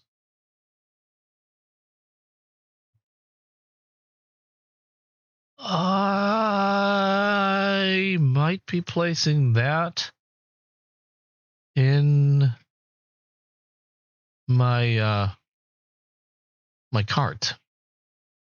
That's $36 for a Christmas. It has like a little image of like Santa Claus, sort of like stylized Santa Claus on it.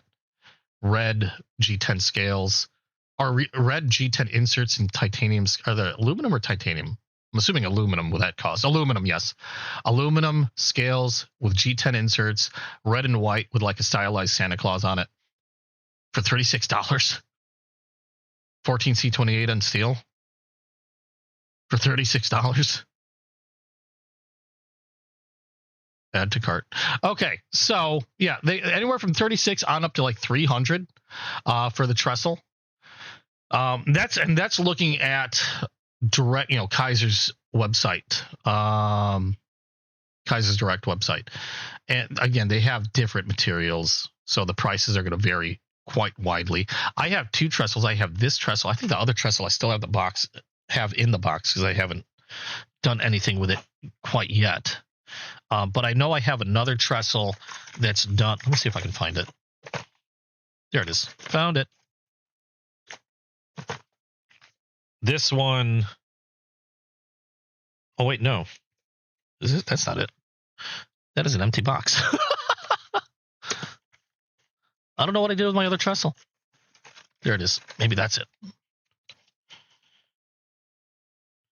This one would have aluminum scales. This one has a Nitro V blade. This one's still in the box because I haven't done anything with it yet. But this gives you another idea of what you can find. Did I just watch me lose 30? Yes, you did. This wouldn't be the first time while I'm doing a freaking live stream. It's $36 for a trestle, in my opinion. Even though it is a Christmassy version, with those materials. Freaking fantastic. Okay? Just saying. And I would have no problem carrying that around with me and throwing around. Okay, before I say for anything further, it's $36 on sale on their website. Normal cost on that, $80. So there you go. Normal cost on that is $80. This is the other one that I have. This is the other trestle. Aluminum scales. G10. What do they call this? I love these trestles, by the way, if you couldn't tell. It's a Vortex Micarta insert. They call that a Vortex Micarta. This one's slightly different. You don't have the Damascus steel on this one. This one is a drop point as opposed. This one is a clip point. See there. A clip point Damascus. This one is a drop point Nitro V blade. So you get a slightly different blade profile if you like drop points and prefer drop points over clip points. Nitro V, great steel for a budget blade. A Nitro V and 14C28N steel, generally when it comes to less expensive knives, tend to be my favorite steels for those types of knives. And this one has the Nitro V. And again, same great mid stop, just slightly over 90 degrees, making it nice and safe.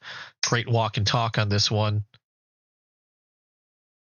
And absolutely gorgeous inserts on this one. This particular one, how much did this run? I can't remember. Nitro V, Vortex pattern. On their website at $69.99. I know I didn't pay that. I'm pretty sure I got this on sale for quite a bit less. But normal price on this one, $69.99. On this one here. This one actually is on sale for like $60, but they are sold out on the website. because this was a very, very popular version. I think it was going on sale for $58.44, and normal price on this one was like $89, I believe. So $89.90, something like that. But this version is sold out. They do have the non-rainbow Damascus still available on their website. They still have this one available on the website if you're looking for a drop point. And they have, like I said, a variety of different flavors, I guess you could say, depending on the material, anywhere from, well, the Christmas one for like $36 on up to $299.99 for like which one was that? That was a titanium and Damascus with M390 steel. So anywhere in that range, you can find a really pretty, dare say, I find these to be pretty classy as well. Even this brightly colored one, I think is pretty classy. Again, because of the styling. And generally, people don't give these a second look either, because being a slip joint, when they see you open one of these things, even though these are more modern, they see these, I think the brain just goes to like a traditional slip joint that their grandma or their grandpa used to have, and they don't really think twice about it. It's usually when you're like flicking a knife open really quickly that people are like, oh my God, what is that? Because it's funny because I've had the reactions that I've had depending on the knife I've carried. I've carried a knife like this Trapper, okay, or I'll say this one. This one has a single blade. Nobody bats an eye when I open this up and use it. Okay, nobody thinks anything different. Now this is a smaller blade, technically a much not as long as that one, but I flick this thing open and they're like, oh my God, that's huge. And they freak out like, oh, that's a big blade. What do you it's not much bigger than that one. But I think it's because partially looks, partially operation. If they see me flick it open, gives people a little bit of a double take with something like that. And I think these are pretty classy also. This is, if you're looking for something a little bit more robust than this, the Mini Militas, I think, are also nice. This one happens to have this one has a green G10 with a brown, I believe that's a micarta insert. But if you're looking for a classy version of these, they have some with wood inserts. And this one I like to carry. This one is a black G10 and same wood as the trestle. I'm saying Carudi. I'm saying the M silent. But Carudi wood inserts. This is also essentially the same knife, except this one has a wood insert. And also, I believe this one has Nitro V steel, where that green one is G10. Nitro V steel on this one. The green one here, this one is not G10. This one's a D2 steel blade. So this one will have better. This one will have better wear resistance and hold on to its edge longer, but it's a little harder to deal with when it comes to maintenance. It's not as easy to sharpen, and it's not as corrosive resistant as the Nitro V version. But I think this one is a very classy looking one as well. Again, it has to do with that wood. Something about having a wood insert or wooden handles, just again, it's that thing like mahogany desk or oak, just kind of exudes classiness. Like this would be like I would consider this to be a gentleman's folder as well. Might not have the thinness that a lot of these others have, but the lines are nice and sleek on this one. You have the wood. Black goes with pretty much anything. Just a very classy looking knife and modern style folder. And this one also from Kaiser. So that's another one. Where did this knife come from? There it is. Every knife kind of has its place. And put that there. And to give an idea, again, if we're looking at differences here, one of my favorite knives. Now, this is a Civivi Yonder. Okay, your standard black G10 Yonder. I think that these are great knives. This one's a crossbar lock, dual thumb studs. Just a great everyday carry. But you want something, you love this knife. Let me put some of this stuff away. You love this knife, but you want something a little dressier. You want something a little more classier. What the hell is in here? Where the hell did I have this knife? I'm trying to remember where I put certain knives. You want something classier looking than this. Something that wouldn't look out of place if you're wearing a suit jacket. Like I said, if you're dressing up a bit, but you just like this knife. It's your favorite knife. They actually come in a model like this. This one, again, is a wood. This is exactly the same knife, except this is a wood scale. This one has Damascus steel, as you can see there. But again, the wood gives it this classy look to it, this really kind of upscaled look to it. The Damascus steel helps as well because you got a beautifully bladed or beautifully patterned blade there. Otherwise, same knife, but now dressy mode. A little bit more expensive due to the Damascus steel, but not much. I think they average around like maybe $30 more expensive than your standard. Roughly, maybe, if that. But otherwise, same shape, same handling. I mean, the blade material is different. Obviously, the scale material is different. But really classy looking compared to your standard yonder. So if you love that, love like something like this, but want something a little bit more dressy, again, wood, something about wood just can't be beat.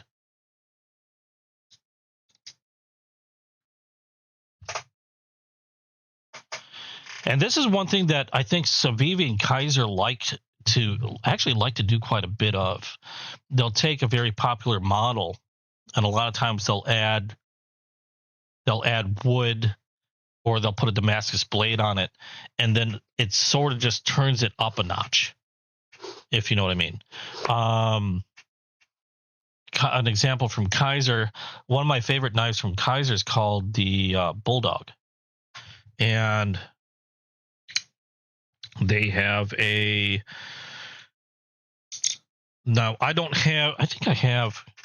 have a mini Bulldog. I'm trying to think of a comparison.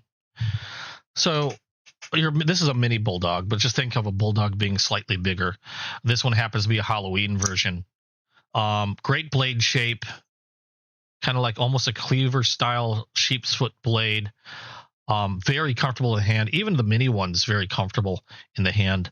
But if you want something classier, this is a standard size Bulldog. Again, something about the wood scales on this. I believe this is the same McCurdy wood, but just gives it a really classy look because of that wood.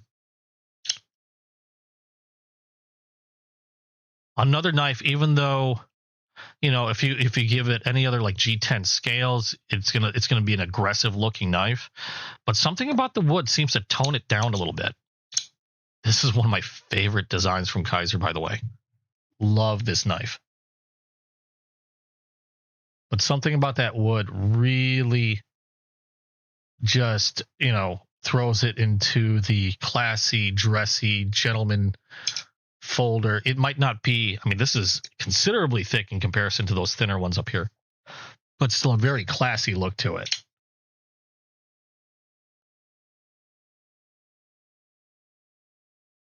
Even though it's still got that same sheep's foot cleaver style blade to it.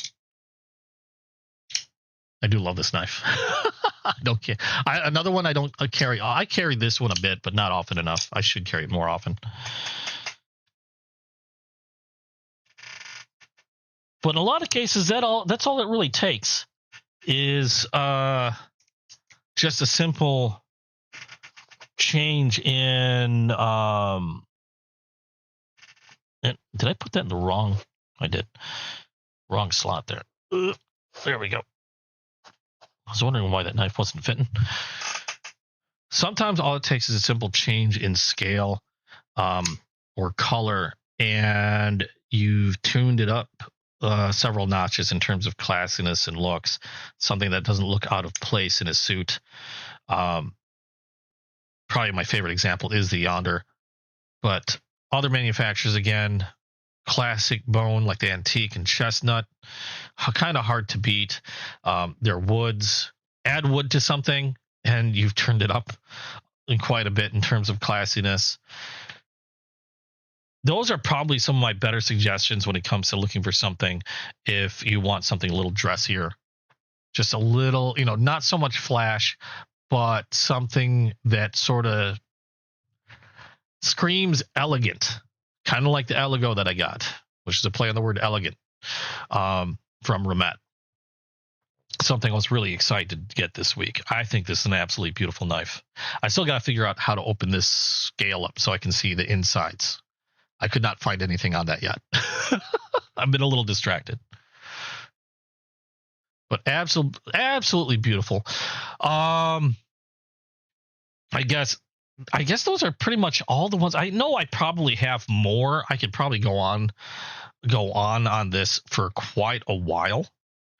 I have an extensive enough collection. It's really kind of scary. I spent way too much.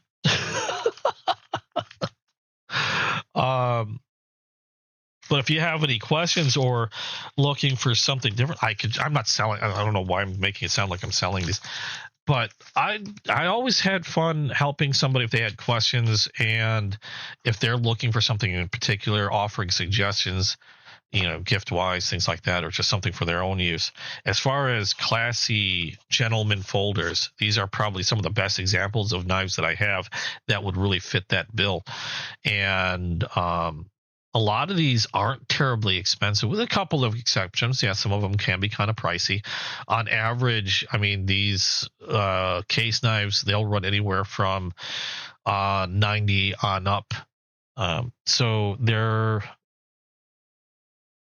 still pretty affordable. The Yonder, I believe this was around $80. I'll have to look. I can't quite recall.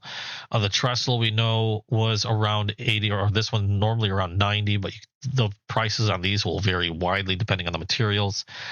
As far as the most inexpensive ones, the Best Tech and the Rough Rider, if you're looking for a slim gentleman's knife, these two are probably some of the better ones. Now, I don't know about the green and black, but again, they do have different colors available, and they do even have, we were talking about wood earlier, like a rosewood and olive wood version that run a little bit more expensive. I think, if I remember correctly, around a little over $60.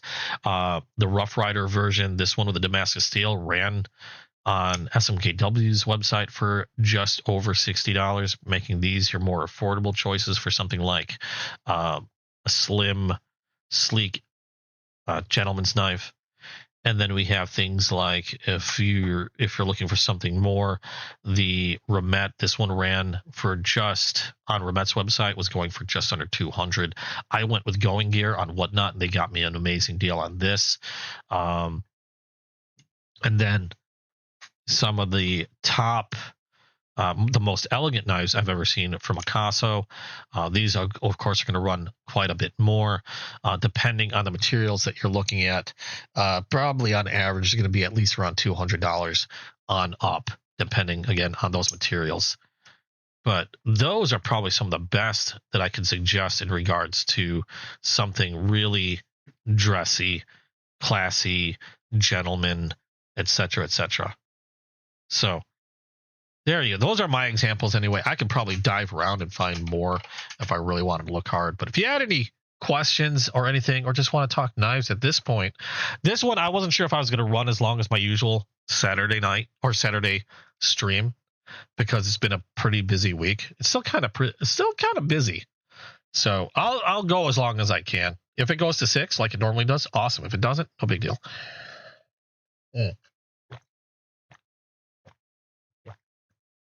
Coffee. Sorry if you can hear the glugging. I'm using my headset mic, so things tend to be a little louder than, it picks up a lot more than usual. Let me see. Did I have? Oh, you know what? Probably one of the least expensive. Do I have that here? I completely forgot about that one. Probably one of the least expensive yet dressy knives that I have is actually made by Baron's Son. Where are they at? I think when people talk about like gentlemen's knives, they tend to lean towards these slim ones here. These sleek and thin slim ones. Let me see if I have it. There it is. Another one. This is another Rough Rider Reserve. Something that I don't know if people originally, I guess you can call this some of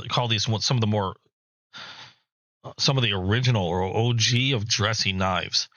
But I always thought these made amazing gentleman's knives. And this one's a Rough Rider Reserve, came in a tin. These are doctor's knives.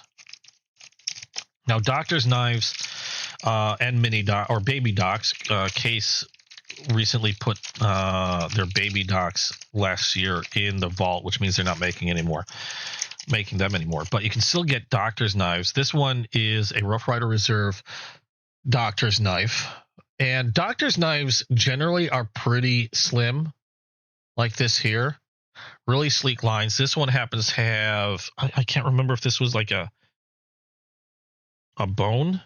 I believe it's a black bone. This one happens to be a single-bladed doctor's knife. A lot of times, doctor's knives will have a blade like this, almost like a scalpel-like blade. A very thin profile, and a lot of times they'll also have a secondary spatula, which is like an unsharpened steel spatula. And they called them doctor's knives because doctors back in the day would carry something like this in their shirt pocket. They had a flat end here that, from what I've been told and what I could research, the flat end a lot of times was used to crush pills. The blade itself was great for being used as, at the time, like a scalpel out in the field, when they didn't have when they didn't have all their regular equipment. It came in handy as a scalpel. The spatula was used for counting pills or mixing unguents and things like that. This one doesn't have a spatula to it, but that's what they call it, a doctor's knife or physician's knife. But I think these were like your OG gentleman folders because they do have a similar and sleek shape to these modern styled gentleman folders, as you can see there. Slip joint. I don't know if I have a typical doctor's knife out. I'm trying to see if I have one so I can show the what do you call that? The spatula blade, but I don't think I have one of those out right now. Here's one. This one also made by Rough Rider. This one happens to be a tortoise shell. It's a fake tortoise shell, faux tortoise shell, not real tortoise shell. This is not a typical doctor's knife either. Again, same sleek look. It is a doctor's knife or physician's knife. You have your main blade, scalpel-like or drop point main blade. Now, instead of a spatula, this one has a secondary blade. So this one does have two blades to it. Not your typical doctor's knife again, because normally there'd be an unsharpened spatula there. But still same lines, flat end for crushing pills. Something that would fit in a shirt pocket really easily. This one also made by Rough Rider. This is an older Rough Rider. I don't think they make these anymore. I thought I had one with a spatula on it. I was kind of hoping I did. But I guess not. Nope. Okay. That is not a doctor's knife. There we go.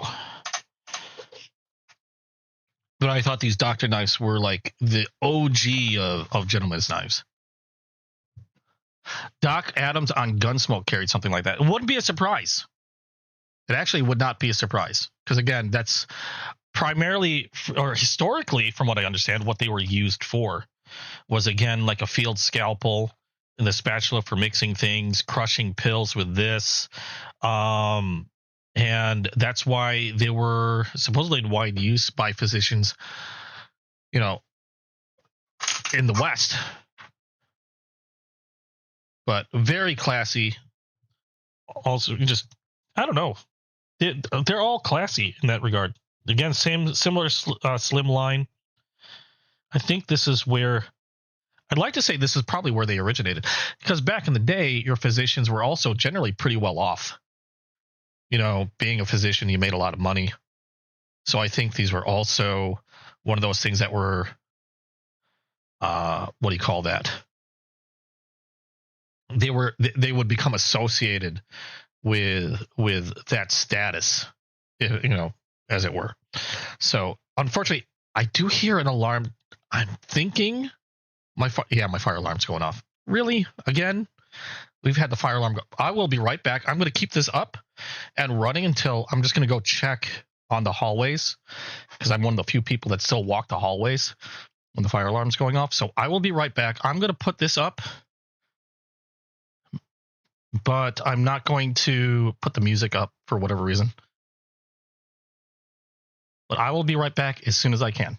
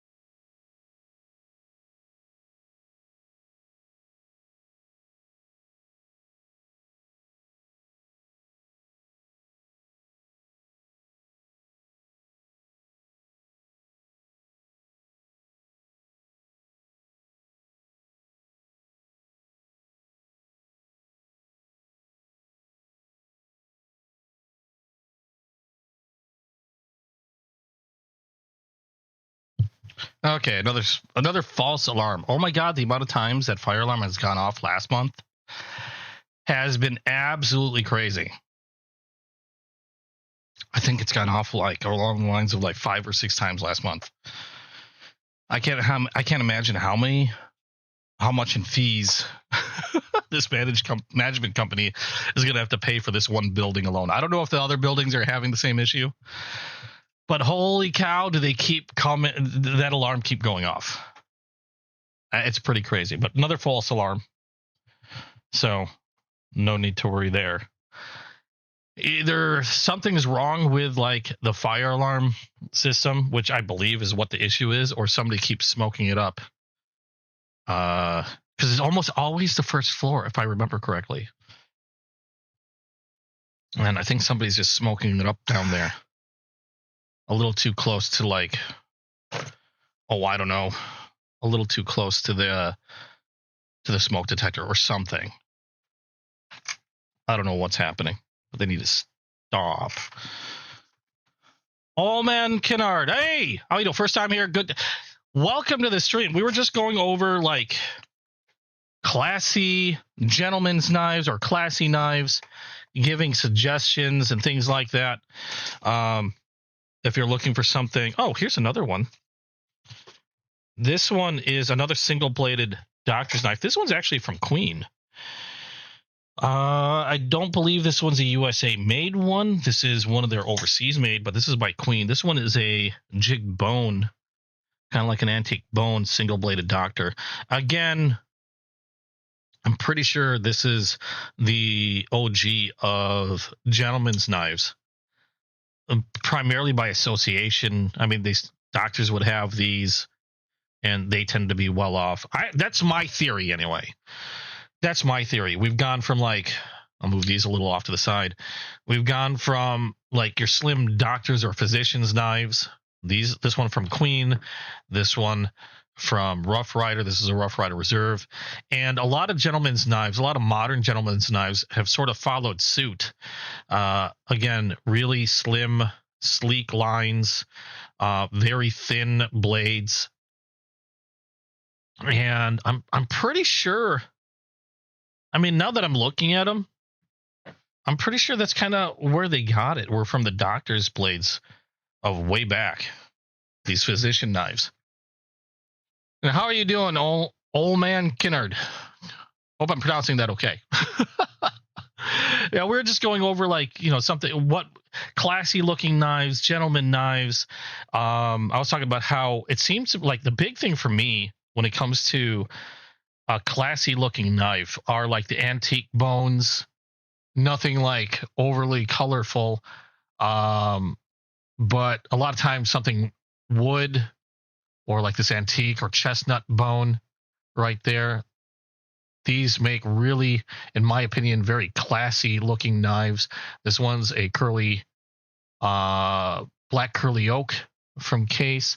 This one's a more modern slip joint from Kaiser, the Kaiser trestle, where you have a titanium scale with a wood insert. And this one's actually Savivi Yonder, another modern knife, except this one also has wood scales to it in Damascus steel, which just changes it from your standard modern folder to something a lot more classy looking.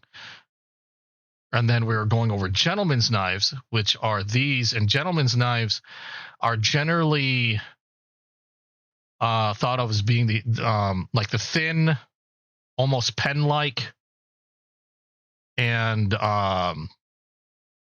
something that wouldn't look out of place in a shirt pocket.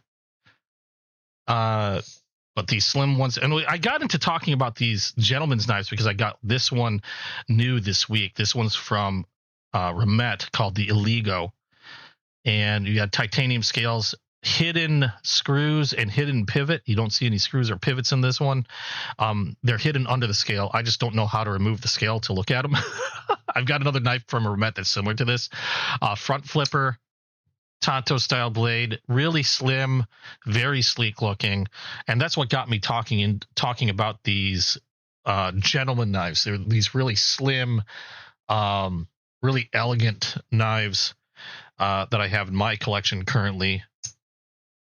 Going from the most expensive being this Italian Acaso. I forgot who designed this one. I like to think, actually, I think these were designed by Andrew Demko. But these are Italian-made knives. This is the priciest one that I have. This one, I believe, runs roughly just under $300 for this particular model. But I haven't been able to find this exact model anywhere. Either, I'd like to, probably closer to around 200, if I remember correctly. I don't recall, because this one's kind of hard to find. They have other models that are very similar, but they're different materials, so it's really hard to kind of like pin down, because I don't think this is one that you can get anymore. Might be discontinued, or just, I don't know. It might have been replaced by other models. But this Acaso is probably the most pricey. It's probably the priciest one in my collection when it comes to gentleman knives, all the way down to more affordable, like the Rough Rider Reserve. This was another gentleman's knife with Damascus steel, and I'd like to call this Damascus, which is like G10, like a swirly G10. These ran just over $60. I believe these are still available for over $60. This one's a Best Tech, not what I would consider like elegant coloring from Best Tech, but these do come in different colorways, so you can get one that looks a lot more classy with like rosewood scales or olive wood. This one just happens to be a black and green G10, again front flipper only, really slim blade, pen style clip, wouldn't look out of place in your shirt pocket, in a suit or suit jacket, something like this. And then I got into talking about these doctor's knives because I'm beginning to think this is where they originated. Why these gentlemen's knives are the way they are is because doctors and physicians back in the day, they would be pretty well off generally, and kind of like part of high society. And this is something that they would typically carry with them as a physician or as a doctor.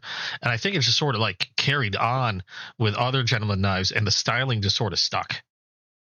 That's my theory. That's what I'd like to think, is that these are kind of like, you could almost consider these to be like modern day doctor's knives. Maybe that's where it came from. That's why this style kind of remained, or how it evolved into gentleman's knife was from these doctor's knives. I'd like to think that somebody needs to deep dive into this. Somebody other than me, because I do enough deep diving as it is. I do enough deep diving as it is. Somebody else deep dive it is. Is this where the modern gentleman's knife originated? From these doctor knives, these physician knives? Is that where these modern takes were derived from? That would be cool to know. I'd love to know. And thank you. I appreciate it. Just a small part of my collection. I've been collecting knives for many years. Normally, or before I started the channel, most of my collection was modern knives. And then I got into Whatnot, which is a live auction site. And I started the channel, and I started looking more and more into traditional slip joints, and I got really heavily into them. My collection's like exploded. I've got a lot of Case. I have Rough Rider, Queen. I got my first Queen USA knife today, which is the what do they call this? Big boy trapper, which is essentially a big trapper. There's your standard size trapper. This is the big boy. Red jig bone. Otherwise, your typical trapper with two blades, your clip point spay. My first Queen USA knife. And this one also, the Remet Elgo, which I got today, still even has some of the plastic or wrapper on the pen clip. And then because of that, I got into all this elegant stuff. I've got others, but this is just what sort of comes to mind as far as something. If you're looking for something classy, these would be great suggestions. Like a doctor's knife, your wood scale, your antique bone. You got your thin gentleman's knives. I don't see too many. It's hard, I don't see too many of the gentleman's knives around. In fact, it's been a long while since I've seen anything other than like the Acaso. When I a lot of times when somebody mentioned like a gentleman's knife, my first thought usually went to a Casso because they were very classy looking, very expensive looking. Like I was saying before, these are Italian-made knives. If you had like an Italian sports car, an Italian suit, this would go along perfectly well with them. But I didn't see too much other than that. Like again, every once in a while, the Rough Rider, I saw the Rough Rider, saw the Best Tech. So seeing something new from Remet in the gentleman's category was really, really pretty cool. And they did an amazing job with this. And I especially love the fact that they hid all the hardware, like the pivot and the screws. I just wish I knew how to remove the scale. I know there's a way to do it. I just don't know how. It has to do with, I know it has something to do with this. I just don't know what it is. And the only reason why I know it has something to do with this is because I have another knife from Remet that works in a similar way. Does that move? No. Does that? No.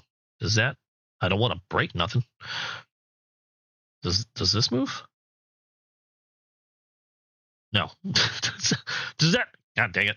We'll figure it out at some point. I don't want to force anything. If you have to force it, you're doing something wrong. So I don't want to force anything. But I know there's a way to get to the screws and stuff like that. I just don't know how. And you can also reverse the pocket clip, I believe, on this as well. If you remove the scale. Crap, damn it. It's bugging me that I don't know how to remove it. Hold on. We're going to look this up because I'm going to figure out how this works. Otherwise, it's just going to mess with my head the whole damn time.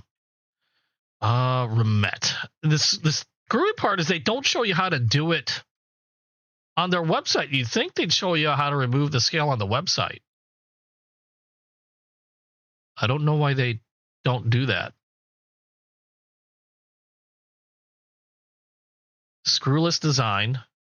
Oh wait, is it entirely screwless? Well, it's got to have pivots.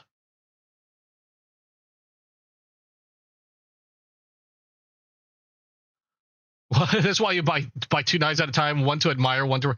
I would buy another one, except this sucker runs at just under $200. I did get a good deal on Whatnot. This one I got from a seller called Going Gear.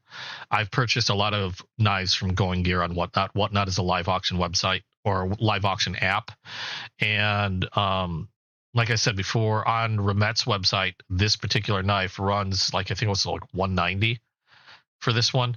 But on Going Gear, I was able to snag a much better price. I was like, I was trying to refrain from saying how much, but I think it was like around $160 for this one I got from Going Gear. And the $190 price is from Remet, but generally if it's $190 on Remet's website, that's pretty much how much it's going to be everywhere else. So I got a pretty good deal on that. I know because like I said, I have another knife by Remet that works similarly, but this one's a lot easier to manipulate. Like this one has no screws or pivot visible. This is their woodpecker, but their button is right here. I showed this before. You just simply press on this button and then the knife or the scale. God dang it. I say simply and then I'm having trouble pressing the button. Press that button. I'm already messing my nail there. Press the button, the scale slides, and it's keyed. So there's all your screws. There's your pivot. And I'm really messing up my nails. There's your pivot. And you can see the keys here. You just line up and then slide the scale back on. It snaps in place and no movement, no wiggle or anything. It's like super solid in there. And I know this is supposed to work in a similar fashion, but I don't know how their button works.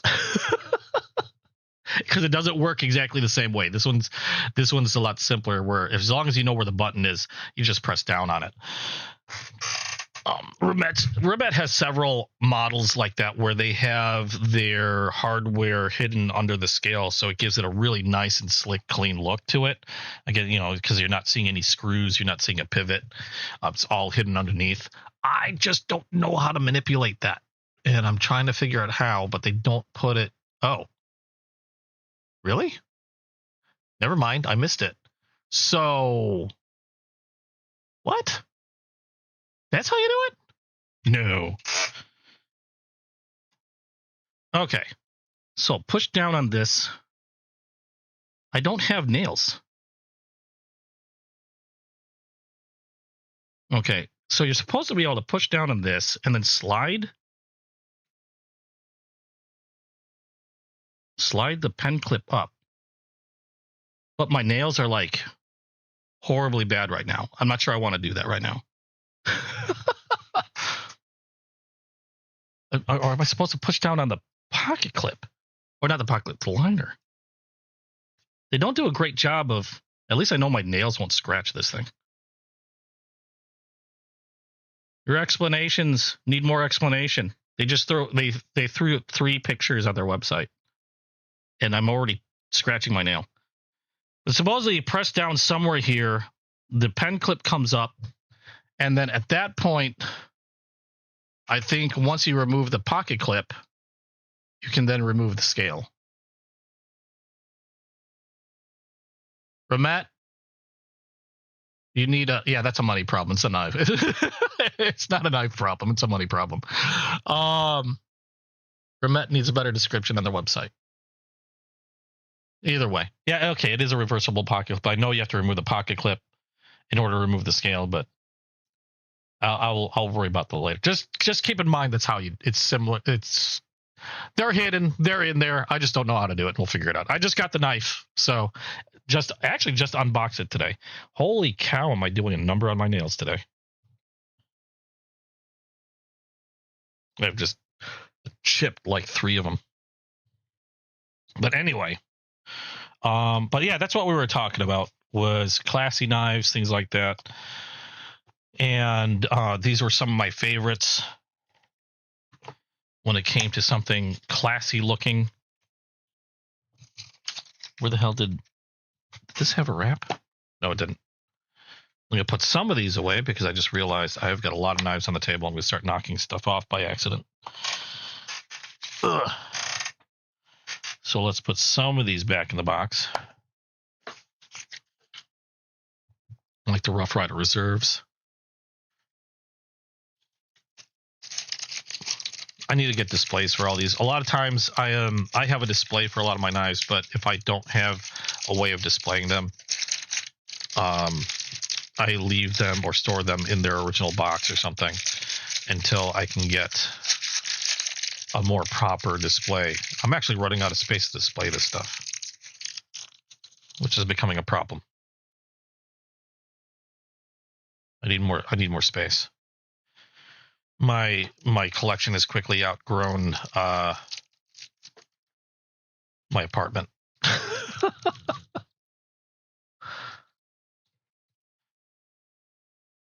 Partially to blame is probably whatnot. Partially the other thing to blame is my severe lack of willpower. I see something pretty and then it's like, ah, there goes my paycheck.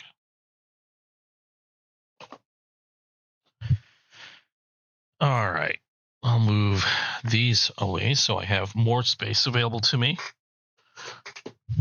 But it's at this point where, yeah, if you have any questions on anything that you've seen, anything that any questions you might have about my collection, or just talk about knife talk in general, this is why I do this channel.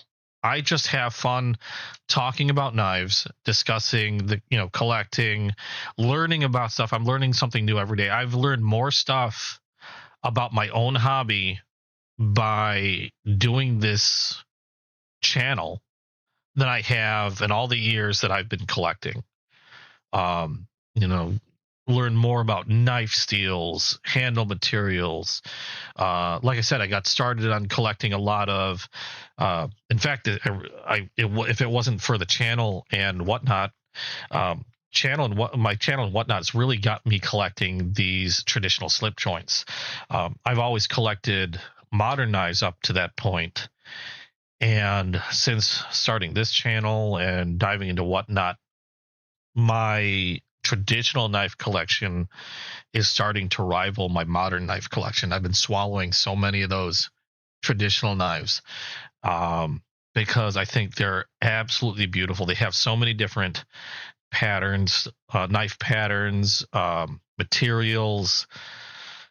They're just gorgeous. My favorites, obviously, probably being case. But I also look at, and then, like, this was my first Queen, USA made Queen. But I've also been looking at a lot of modern manufacturers and their slip joint models. Because normally I never really looked at slip joints, and I didn't realize how nifty and just how nice a lot of slip joint knives can be, that I've started picking up, like, for example, that Kaiser trestle, modern materials in a more traditional styling slip joint. That I've been broadening my collection with those as well. I picked up my first Jack Wolf slip joints, which was the Gateway. What was it? Stockman that they came out with kind of recently. I think those are almost all out of stock now, though, or at least they're starting to get really hard to find. Those Gateway Stockmans. Be right back. I'm going to grab some coffee real quick because I realized I am out.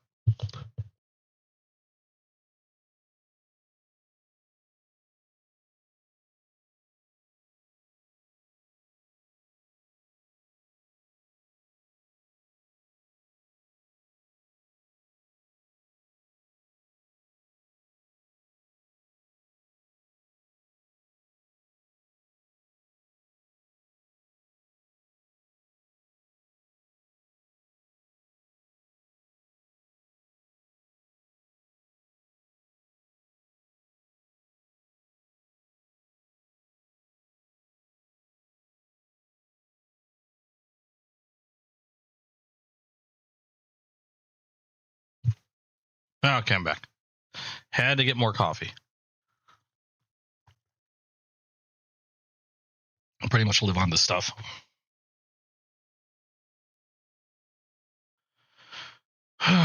There we go. But yeah, if you have any questions or just anything to talk about in regards to knives, feel free. Let me know in chat. Let me know what you guys were carrying today. As a refresher, I was carrying today my Kaiser Mini Militaw, which is this one right here. The Mini Militaw. This one happens to be in D2 steel with G10 scales. And also my case, bright green gator jigged Barlow, except this one I did toast myself. I hit it with a torch to give it a unique look. Kind of reminds me of like Shepherd Hills lizard skin. I think, is it Shepherd Hills that does the lizard skin? Yeah, I think it's Shepherd Hills that does those. Kind of reminds me of the lizard skins, just with a different jig pattern. This one happens to be gator jig. I just think they look gorgeous when I torch them. I've done a few of those already. I've done like, what was the other one? I did an axe handle with a green gator jig that I thought came out really, really nice. I'll bring that up a little closer. Green gator jig axe handle that I took a torch to. I just like how these gator jigs come out with a torch. But the Mini Militaw and the Barlow were what were in my pocket today. That was my pocket carry. I like carrying a modern knife and a more traditional or slip joint knife anywhere I go. And those were the two that I had. And it'll usually be like some type of modern folder. And almost any slip joint, more often not, happens to be a case or a Victorinox I'll carry with me. In some cases, might be another manufacturer, but otherwise, similar in terms of being a slip joint, like Rose Craft. I'm gonna start carrying some of those Jack Wolf knives with me. Where did I put those Jack Wolf knives? Because these were the first Jack Wolf knives I got. I think I unboxed these last week. This one is their root beer Kieranite Stockman. This was their gateway Stockman that they recently released. I don't think the root beer is available anymore, but there might still be other models available. Otherwise, a single-bladed Stockman shaped knife. They call it the Gateway Stockman. This one's 14C28 on steel. They call it a gateway because this is one of their more affordable pieces, like a gateway into Jack Wolf knives. Usually their knives run upwards of 150 to, I think, normally on average around 300 for their premium stuff. So when they come out with these gateways, these are a fantastic way to get a hold of a Jack Wolf knife for not a lot of money. I think these were running about, I like to say around $80, $70 to $80 around there roughly. And they had various versions of these. This one's, again, a root beer Kieranite. They had like a blue bone. I have another one of these that's like a, what do they call it? I can't remember what they called it. Let me see if I have it here and I can give you the name. It was a watermelon sugar camo carbon. And that looks like this here.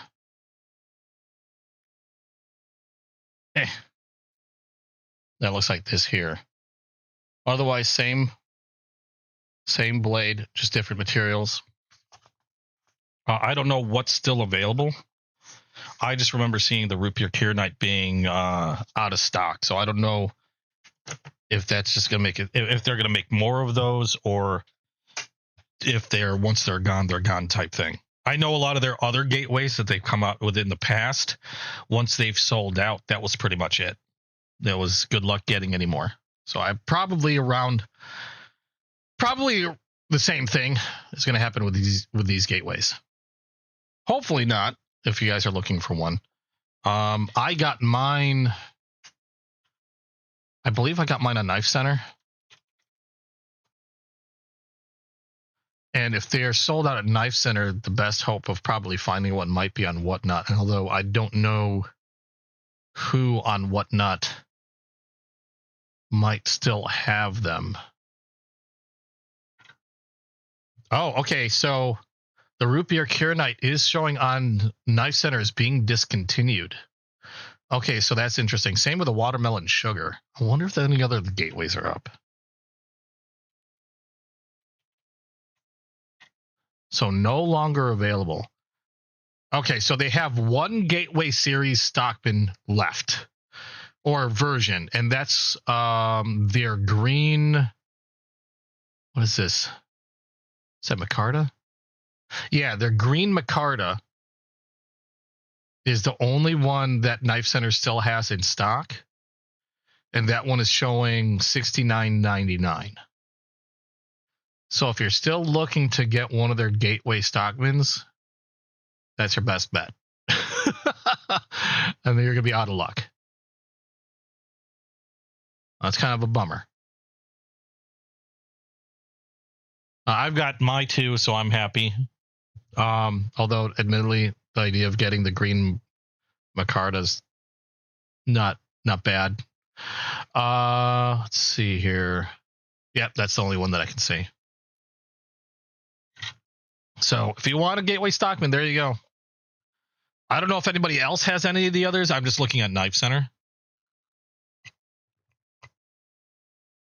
I'm chugging this coffee like crazy. But that might be your last chance to get your hands on one. What did I have on here that's still... Oh, we'll put some of these away. So I have room on my table. Not that I'm doing any customizations today. I did get another Mediterranean Blue Trapper. Did I get it? Actually, I might have gotten it. Maybe it was the beginning of this. That's one knife that I might not have shown you guys that I got this week. Maybe I had 3 knives this week, not just 2. I completely forgot about that. I might have not been thinking about it simply because originally I was thinking of toasting that one, and then I decided not to. I don't know. I'm still considering it. So this was another one that I got this week, and I completely forgot about it. This one's from Case. And like I said, I think I just put it away because, yeah, this one came in on Monday. So yeah, I should have shown this guys. I showed this one earlier. This one is a pocket-worn Mediterranean blue bone peach seed jig trapper. Absolutely gorgeous blue on this one. Quite a lot of milk on this. Nicely centered too. And the reason why I picked this up because I decided to toast a mini trapper version of that. And where did I put the mini trapper? I actually carried that with me earlier. It might still be in my pants pocket. Hold on. Let me look.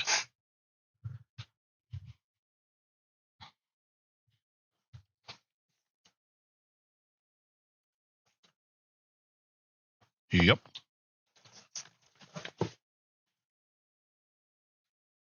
I still had it in my pants pocket. That's why I didn't have it out. Because I was thinking of toasting the blue bone. And I was kind of hoping this would have come in last week. Because I was going to try to make a decision whether I wanted to do the full-size trapper and the mini. And I decided just to go ahead and do the mini anyway, since the blue bone didn't come until late. But that's how that came out. This is also a pocket-worn Mediterranean blue bone peach seed jig trapper. This is a mini trapper. And reason why I did this is Case Collectors Club came out with a Case Collectors canoe, and it was a navy blue peach seed jig, and they toasted it and they called it the Blueberry Cobbler. I thought it looked really pretty, so I decided I would try to emulate it and make my own. And I took my mini trapper, and as you can see, I toasted that one, and I'd like to think I did a pretty good job. Now theirs is a canoe, and I've been calling this a blueberry muffin. I don't think I have the magazine out now, but when I compared the photos, I think I did a pretty good job. I think that came out really well. And I'm kind of glad that I did the mini trapper, because after taking a look at the full-size trapper that I got, I'm just really liking the milk and really liking the dye job on this, that I kind of don't want to toast this one, because I like how this one looks in its pristine original look. So I think I'm going to keep this one as is. But I am glad that I did this one, because I do like the look of the toast on those edges. I think it came out really well. And I even been keeping that in a slip, because I've been carrying this one around with me quite a bit now. This is one that I usually make in my pocket. Today I was carrying the green jig one, but last couple of days I was actually carrying this one in a leather slip. But yeah, completely forgot about this. So I had 3 knives come in this week. I had the USA Big Boy Trapper in red jig bone. I had the Case Pocket Worn Mediterranean Blue Bone PC jig, and the Remet Eligo came in this week. So one more knife. Completely forgot about the Case one, because I had put it off to the side. And what the hell is in here? Did I put the wrong knife in the bag? I think I put the wrong knife in the sack here. I did. That's not supposed to go there. Okay. So putting that down. All right. So any questions or anything you'd like to see, let me know as I sort of start throwing these back in their cases. So that way I have room on my table. I don't have 20 billion knives sitting, waiting to go flying around if I would knock one silly. Recently found your Uncle Henry 897 that you got stored away and found a very small two-bladed knife that belonged to your grandfather who passed away in 1954. Got to clean it and hopefully find a name on. Oh, do you have? I have a Discord. There should be a link to my Discord in the description. I would love to see a photo if you know how to work Discord. If you can get on the Discord, really join it. Put a photo down. I would love to see that if you got a picture of it. Is it also an Uncle? Wait, so you found an Uncle Henry. And you found a very small two-blade, or is that one and the same? I'd love to take a look at that. I'd love seeing pictures of knives from other collectors or people on chat. You know, would they share photos like that? I live vicariously through that if it's a knife I can't get a hold of. If I can't get a hold of it, I'd love to at least see a photo of it. I'm going to put that knife away. And then I've got my other case knives I'm going to slip back into the case. Yeah, these things are so classy looking. I love the look of these. Absolutely gorgeous case knives. Let's put. I got so much stuff on my table now. Where did that come from? I think that wasn't there. So, nope. I'm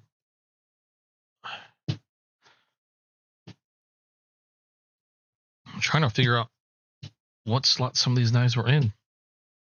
That goes in there. Sow bellies. We're up in here somewhere.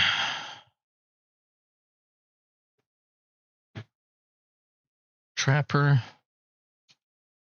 I carry that chestnut trapper quite a bit also.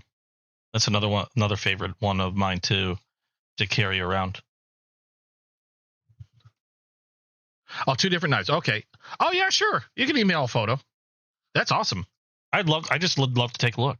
I should have my email. Do I have that in the description? I should. Or at least on my YouTube webpage. If it's not in the description below, it should be on the YouTube webpage. Now I got to look. Because I can't even remember how I have things set up on here. It's been a long time since I've had to adjust anything.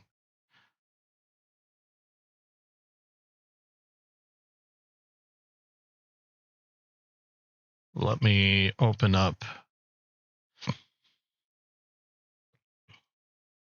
my channel. And yeah, okay, yeah, I have contact information on my channel page. You might have to click more.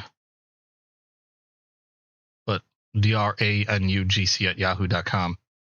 There we go. Yeah, okay, I do have my links there. Instagram, Discord. I don't really do anything on X. Sometimes I'll repost something. Then I have a video game channel as well. But all the links are there in the channel page if you want to check that out. But that would be awesome. I'd love to see. And you said you didn't get a name on it? Is like there's no tang stamp? I'll take a really close look at the tang. Hopefully there's a stamp. Might be able to identify it, some number or something. But that would be really cool, especially a knife that old. Like I don't know how long your grandfather might have had it for. But that is awesome. I'd love to find something like I'm the only one in the family that's really collected anything like this. So, like, I know my father didn't have anything like, he didn't have like a knife collection or even a favorite pocket knife or anything like that. My daughter will be getting a lot. Friends and family will probably be getting a lot. I do have like probably the oldest knives in my collection. I have a knife that was born the same year that I was, which would technically make it the oldest knife in my collection. And then I have like the very first knife that I bought, that I remember buying. I got that when I was young. I don't even understand how I managed to hang on to that knife.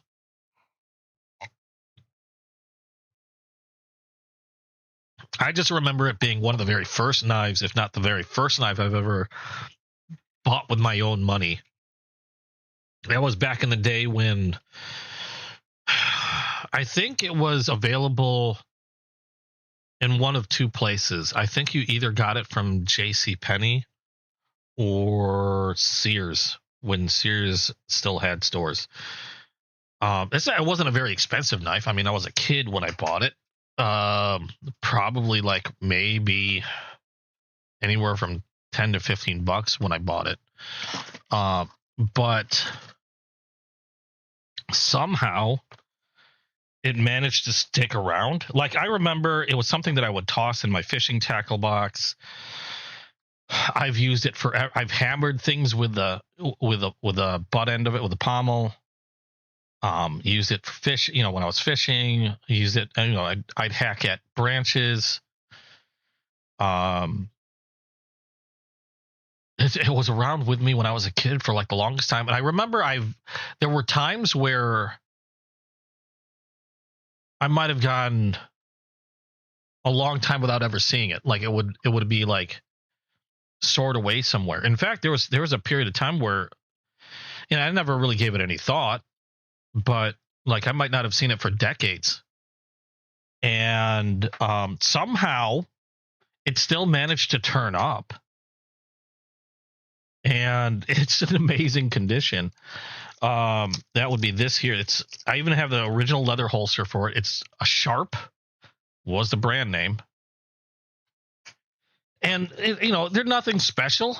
I think you can still find these like on eBay for maybe $25-$30,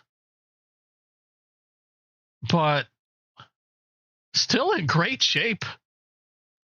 I mean, maybe a little pitting on stainless steel. I have no idea what kind of steel this was. Sharp trademark right there, and still solid. Not like it has any wiggle to it or anything like that. This one has a nice edge back on it. Used quite a bit. And even, like I said, I've hammered stuff with it. And this still, you can see a few marks. But this held up pretty well. And yeah, somehow I still have it. I don't even understand how it managed to stick with me. And again, with this original leather sheath, it's not the greatest sheath in the world. You'll see why in a second. But not the greatest sheath in the world, because there you go. But it's the original. You can see where I even would test out the sharpness of the blade after I've sharpened it, because you can see little slices cut out of or slivers cut out of the leather. Because when I was a kid, what I do, if I sharpened it, I'd be like, "Oh, is that sharp?" And I'd run the edge over the leather to see how much of the leather it would curl off and cut. And if it would curl off and cut some of the leather, I deemed it sharp enough. So how this lasted, I have no idea. How this managed to stick around me, I have no idea. You still have your knife from Cub Scout? No kidding. How old is that? It's really dirty, so you'll be taking your time cleaning, especially the blade bases, but you'll get... Oh, awesome. I would love to see it. Oh, do a before and after. You got to do before and after. Do a picture of how it looks now, and then as you go through and do a step-by-step cleaning process. That would be so cool. Your first knife was a fixed blade with a hatchet bought with S&H green stamps when you got from the grocery stores, and no kidding. Oh, it got lost over time. Oh, I'm sorry to hear that. Yeah, I couldn't answer how I still have this knife. Like I said, there have been decades where I hadn't seen this knife. Like, I just completely forget that I have it. And in fact, I refound this knife again, just happened to be in my belongings. And again, it would move with me. Because I've lived in several places on my own. I've, from parents to friends to my own apartment to a different apartment to another house with friends to an apartment. And then I must have left this in my parents' house before they ended up moving to another state. And it just, I guess, got packed up. And then honestly, it was maybe a few years back as I was going through some of my boxes where this reappeared again. And the funny thing is, there's no rust on it. It needed to get resharpened. I needed to resharpen it. It wasn't like a massive undertaking, but I got it. I resharpened it. There was no rust. I didn't have to polish any rust off of it. And here it is. And literally the first knife I remember ever buying. I don't know how it's lasted. And I didn't take the best care of it when I was a kid. I'd throw it in my tackle box, so it wasn't in the best condition. I might have used it, put it away wet, thrown it in the tackle box in the leather, and forgotten about it for a while until I needed it again. So that's I don't know how. I think that thing's almost magical. Oh, no problem, old man. That would be awesome. I would love to see just before, after, the step-by-step process. I think a lot of people would love to see that. I think a lot of people are into seeing restorations and stuff like that, or even not even necessarily restorations, just cleaning. We think you got yours around the year 2000, so it's a bit old.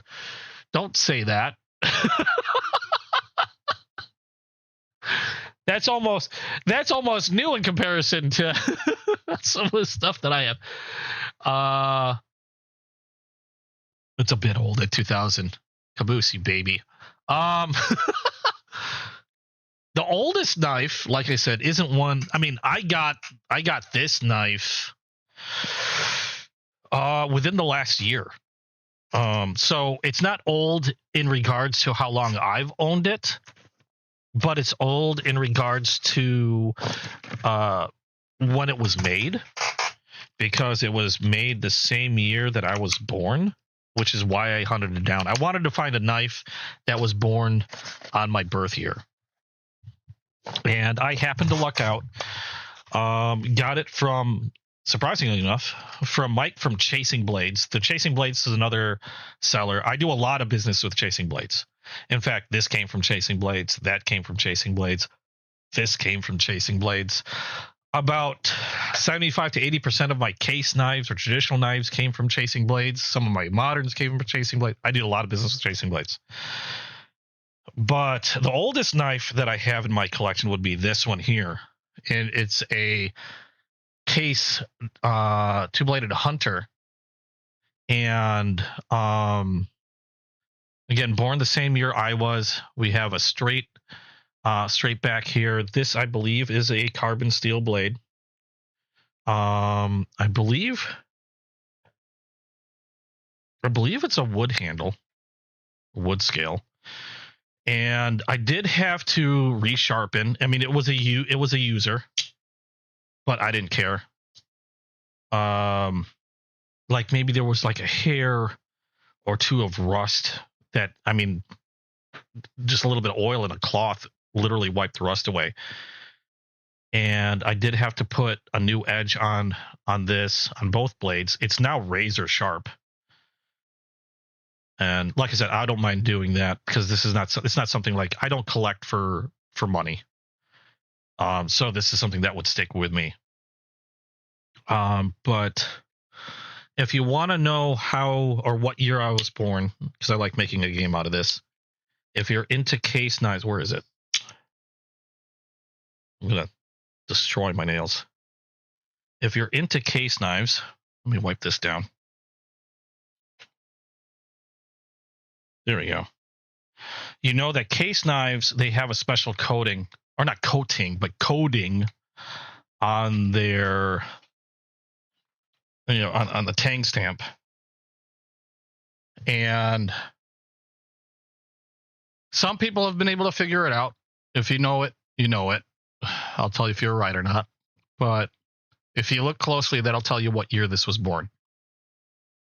Now, I don't know what month or anything like that, but it'll give you the year. So look closely at that, and you'll know how old this knife is, and you'll know how old I am. And my birthday is creeping up on me. My birthday is my birthday is on the 5th of this month. So there you go. So if you know how to decode that tang stamp, then you'll know how old this knife is. But this would make this technically the oldest knife in my collection. This two-bladed Case Hunter, which I'm glad that I was able to find, because as the years go by, not only are these harder to find, but they get more and more expensive. And this also made I forgot how much this was, but this one is getting up there. That one's getting up there. So that would make that the oldest knife in my collection. This would be the oldest knife in my collection, and the oldest knife that I remember purchasing in my collection. And this is before I started actually collecting knives. Like I said, I use this for everything, and I would just throw it around like nothing, like it was nothing. It wasn't an expensive knife, so it was one of those things that you didn't really care too much about if something happened to it. Now, I mean, I would still use it. It's kind of a user. I just don't carry fixed blades very often, and this is a pretty sizable blade. And I do live in an area with blade size restrictions, so it's not something that, I mean, I could possibly I have to look at the open carry laws again, but I don't typically carry this around. If I did have it on me, it would be another one of those things I'd toss in a tackle box or something. Otherwise, I'm carrying usually something along these lines. Something, well, maybe not this one. This sucker's huge. But this one I got more of a curiosity because it's a big Queen USA. the big boy trapper. And for comparisons, this is a regular size trap. This is your typical trapper right here. And this is a Queen big boy. So that'll give you an idea right there. You'll be 70. Oh my God, 72 on the 26th of this month. Happy early birthday. Happy early birthday. I'm just going to say I'm in my 50s.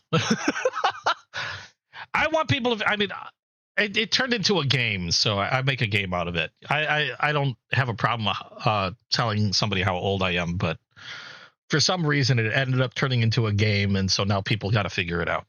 And I'll just tell them if they're right.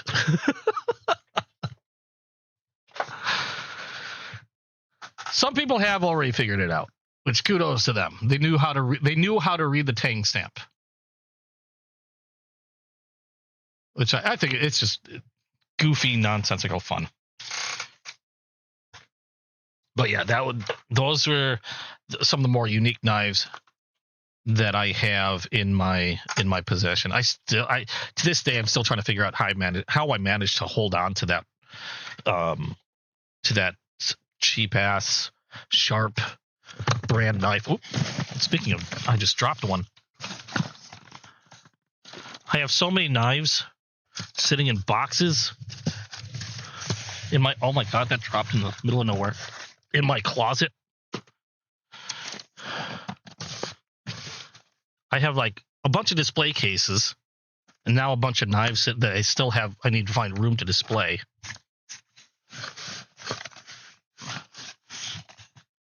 I keep being told I should sell some of these, but I don't collect to sell.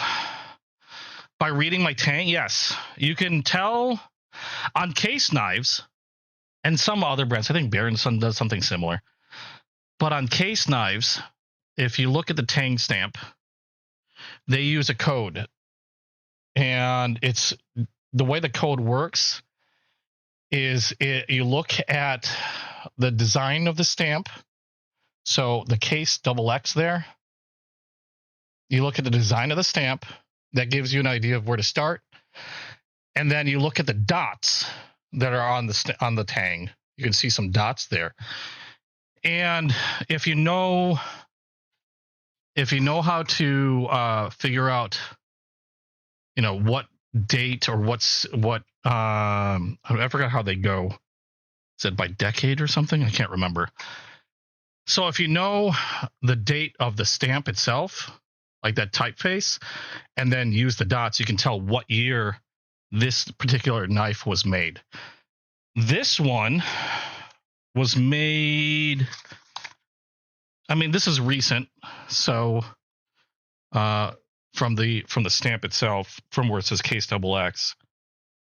And if you count the dots the way you count I don't know, I'm horrible in explanations, but this would be a 2026. That would be a 2020. This was born on this year, 2026. Now, as far as the actual month and day it was born, it doesn't tell you that. You'd have to go to the box. Where's the box? I had the box around here somewhere. There it is. This one was born in January 13th of 2026. So there you go. But at the very least, you can tell by the stamp on the Tang at least what year it was made. Age is related to doctor's appointments. The older you get, the more appointments you have each month. Oh, I'm getting much older. I've got a few coming up. Oh, good grief. I got to figure out what's going on with this hand. Got my weak hand now. I'm right-handed, and my right-handed is having issues. It's probably carpal tunnel syndrome because I do a lot of work on the PC. I have no doubt that that's what it is. Like, I can still use my hand. It's just things that I was able to do before, for some odd reason, I can't do anymore. It's like I lost some strength when it came to like dealing with resistance. Like, for example, if I had a knife that normally my first thing I would do is just reverse flick a knife open, which is stick my middle finger in there's usually a thumb hole and just flick it open like that. For some odd reason, I lost strength, and this was just within the last week. And so, where's a knife that I can do that with? Well, I'll pull this one out. So this has a thumb hole, and normally the first thing that I do, I can do it with my left hand. Reverse flick. I don't have to use my thumb. I use my middle finger from back behind. That's why they call it a reverse flick or spidey flick. Some people call it spidey flick because the round hole in a spider co. And that's how I would open a knife all the time. Now, for some reason, I lost strength, and I can't flick. I can't flick it open with my finger. And I'm right-handed. Like I lost strength in that. Like I'm surprised I can even open that, but I can't flick it open like I used to. Something is going on with that. I'm like, I could still use my hand. I have full mobility. But and also when it comes to pinching things, I can't pinch as hard. It's like my strength there is weakened when I try to pinch something down. So yeah, I've got to set up an appointment with a doctor for that. See what's going on. Like I said, it's probably carpal tunnel syndrome, and hopefully it's not so bad. It's just a matter of probably like physical therapy, doing some exercises. There's some exercises I started doing already. And I have a brace from long ago that I'm using. Get it taken care of soon. Yeah, I've already talked to the doctor. I was supposed to set up an appointment hopefully for Monday, but I think I got into the doctor's chat a little too late on Friday night. So I'll probably have to wait till Monday before I can talk with them again. And then I'll have a doctor's visit. But I've been doing exercises. because I don't want to lose mobility. For some reason, reading Tang made you think of reading Tang powder at the bottom of your... They call that the Tang stamp. Because on fixed blades, the Tang is the part that would go into the handle. On folders like this, there's not much of a Tang. It's just that little bit that kind of wraps around the pivot. That would be your Tang, just underneath the blade, essentially. You got Jack Wolf as a Tang stamp on this one. Any stamps down in this portion right by the pivot would be called a Tang stamp. But yeah, all case knives have that coding system where if you look, this one would be 2026 also, because I know this came out in 2026, this color. But you would look at how that's stamped, because they use different stamps over the years, and then the dots would give you a numerical way of figuring out what year. To give you an idea of a different looking stamp, where's that other case that I had? Where was it? Was this one? This is a rosewood. I don't know if this one, I don't know what year this was made. That one was recent, so that's going to have the same stamp. Where are you? Where did I put the one that I got? My old one. There, you can see the stamp on this one, where it's the way the case is stamped. Well, first of all, this is stamped, where now cases they're kind of like laser etched. This is not the best one, but this one has case XX with USA underneath, and all the dots are on the bottom. But those would all be clues in figuring out how old this particular knife was. And another thing, and I don't know about back then, but I know cases of recent years. Another thing that you could tell with case, let me see if I can pull an example out here somewhere. Is this? Yeah, okay. So if we look at this case stamp, if it'll focus, you'll see case, CASE XX, and you can see the S looks like your standard S, okay? Just like a regular looking S. Now, if you look at this one, you'll notice the S on this stamp or this etch. You'll see the S looks kind of like a lightning bolt, as opposed to your kind of smooth, curvy, regular S. Now, I'm pretty sure though both of these were 2020. Yeah, both of these are 2026. I think this was 2026. Well, this is 2025 or 2026. This is 2026. Now, the different S's also mean something. Where you got your regular smooth S, and then you have your lightning bolt S.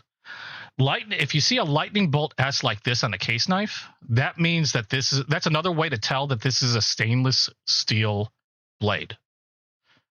Okay. I think they call it true stainless? I forgot what it's like a version of like 420 or 440, but it's a stainless steel blade. If you see an S that looks like your regular curvy S, this is a high carbon steel blade, not a stainless steel. So that's another like little marking that they use in order to get, more information. So curvy S, it's a carbon steel, which means essentially that means that you're going to need, make sure it's you wipe it dry after use, you oil or wax it, because they're not very rust resistant. They can rust on you. But people like them because they're very easy to maintain an edge on, easy to resharpen, things like that. I heard that. I don't know what that was. Thank you for the something. I don't have stuff set up on this channel like I do on my other channels. I'm assuming somebody subscribed. Thank you so much for the subscribe, if that's what it was. I messed up my thing. But yeah, so this is carbon steel, easier to maintain. The only problem is it's not stainless, so it's not as corrosion resistant. If you have the lightning bolt, that tells you it's stainless steel. It's a bit more corrosion resistant. Might be a little harder to sharpen or maintain an edge on. It'll retain its edge pretty well, or decently. But that's one other like code that they use on their Tang stamps, which I thought is pretty neat. 70 backwards, one removed for each year. Yeah. It's like a subtraction thing. I'm not good at math. In fact, where is it? I know I have a few of these cards. Sometimes I'd get these cards when I'd buy a knife on Whatnot. I have like 10 of these things because people would keep sending them to me. Here we go. It's a little case collector's pocket guide, and that gives you all the information on how to identify certain knife patterns. Like right there, the 6347 handle material is 6, so that would mean that the handle is made out of a jigged bone or jigged synthetic or jigged laminate. Okay. 3 is the number of blades, and then 47 is the pattern number. And I'm not sure what, I think 47 might be a Stockman, I think. I could be wrong. Either way, it's 3 blades with a jigged handle. And then you can see the different case Tang stamps, like the way they'd be stamped.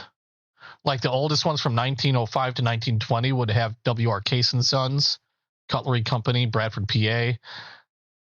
You have this one from 1920 to 1940, that one for 1940 1964, and then so on and so forth. And then it would tell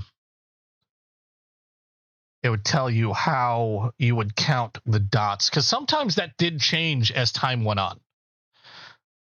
In 2020, an all-new Tang design was introduced. Unlike the previous 2 decades, only dots will be used. So there you go. I think in some cases they might have omitted the dots. Like I think on here they didn't have dots, but they would just put the date.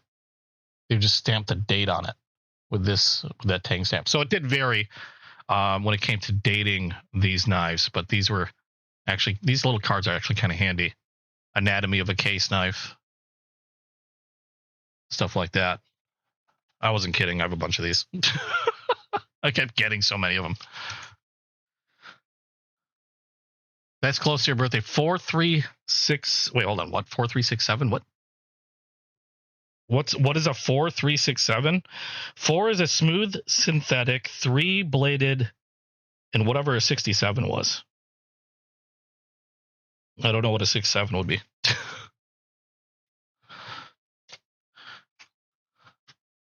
I could just go case 4367.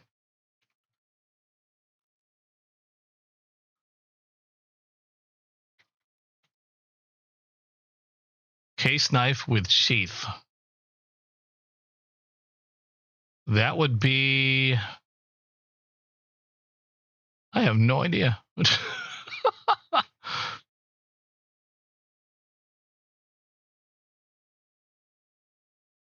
According to this, a knife with a 4367 looks like a fixed bladed case with stacked leather handle,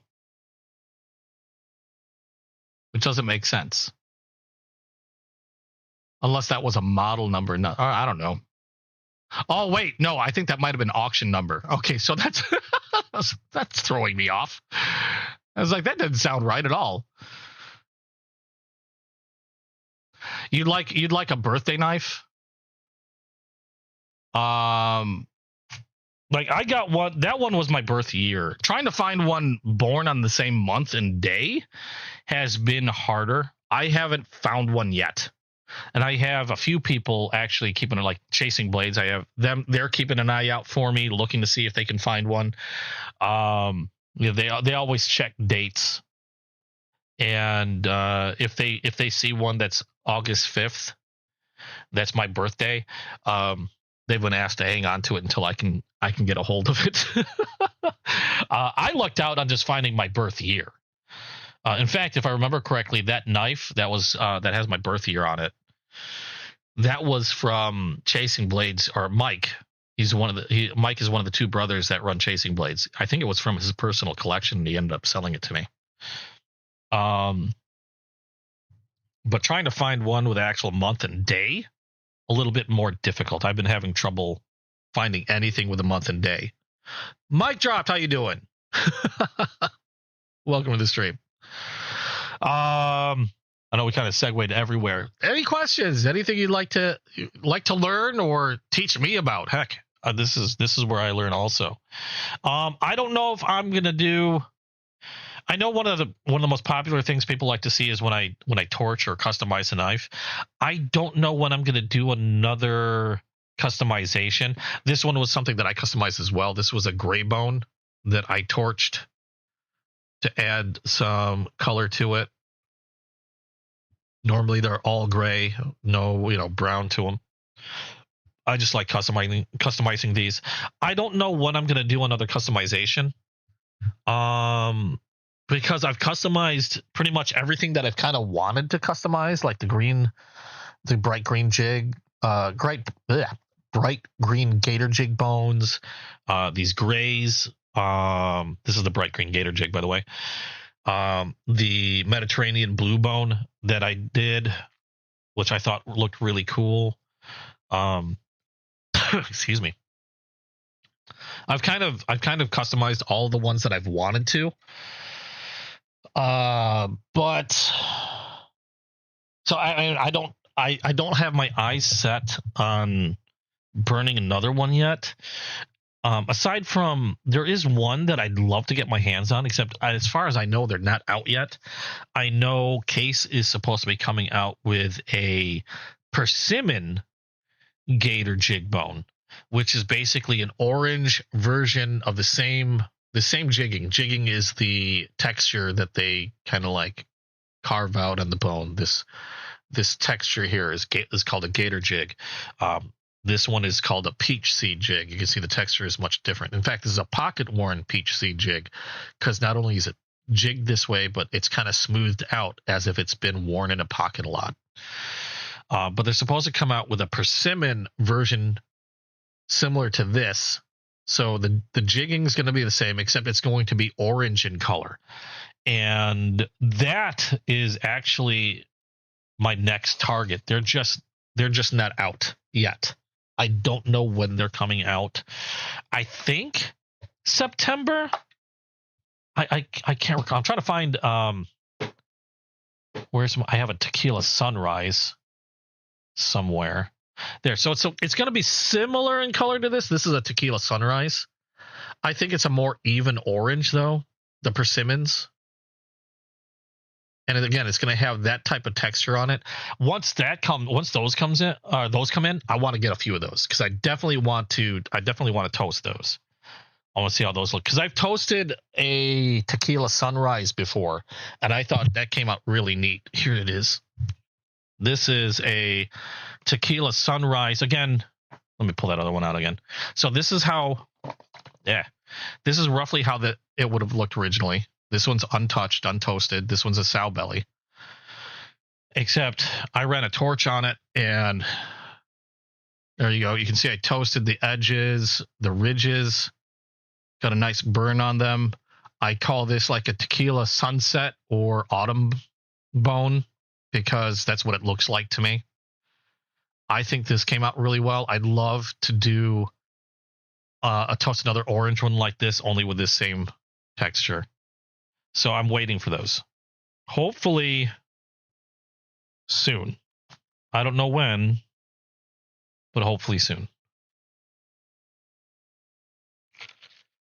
I'd like to think I heard September. I could be wrong. I'm not really sure. Put so many knives out of the way. There we go. The jig is up. But yeah, let's see. These were the three knives that I got this week. I completely forgot about that guy. These are the 3 knives that I got this week. And then we got on a big discussion about like gentleman knives or classy looking knives, and I started pulling out a bunch of really thin, kind of sleek looking stuff, mainly because of this knife here, which is the Eligo. And I forgot, that one also came with cufflinks. I should have left the cufflinks out, which I thought was funny. Because you talk about gentleman knives and something that would work with, for an occasion where you're really dressed up. And I found it funny that they included cufflinks with this knife. And they even match the cufflinks depending on what color set what colorway you get in the knife. So those are the cufflinks that you would get. And they're like screw-on cufflinks. These just unscrew. And if I remember correctly, I saw these are all black. Depending on the color of knife, you might get one of like maybe 3 or 4 different colors. I saw like a light blue titanium. I believe I saw a gray one as well. But it was all to match the knife that you would get. This one, the one that I have, is the black with the rose gold front flipper. So, and then we got talking about gentleman knives, but that's why. Because talk about dressy. Now that's a dressy combination. You got your knife and you got matching cufflinks, which I thought was really, really neat. Not a bad price for a really nice knife. I mean, titanium scales, M390 steel, and again, a sleek look because all the hardware, the screws and the pivot are all hidden under the scale. I'm going to figure out how to open this sooner or later. So that was that with the cufflinks. I don't even have a suit. Like, I don't know what I don't know what I don't have anything that, like, if I wanted to be all dressy, this knife itself outdresses any of my clothing I currently have. I don't even have a suit jacket. I got to get myself a suit sooner or later, something I can wear cufflinks with. That is, I have nothing that matches this. That or the Picasso that I have. That one's super dressy as well.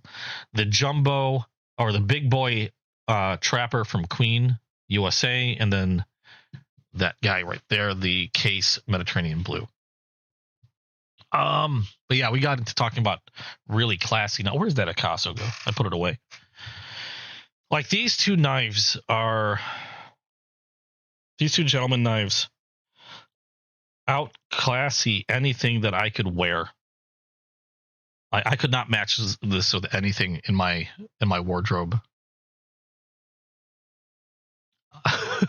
Nothing in my wardrobe would be good enough to carry either of these knives.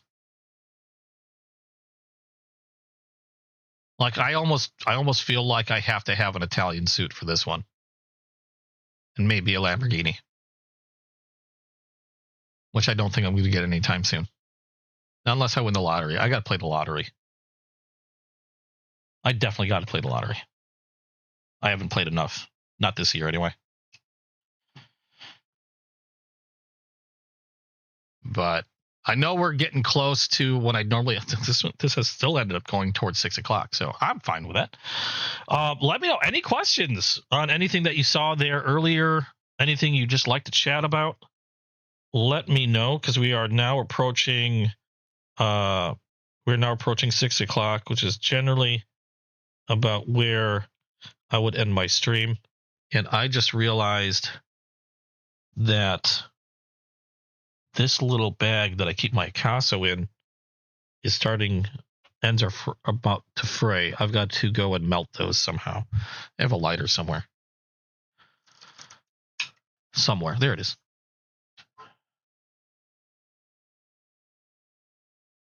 Zombie hunting tonight. Tonight we'll be getting into God of War.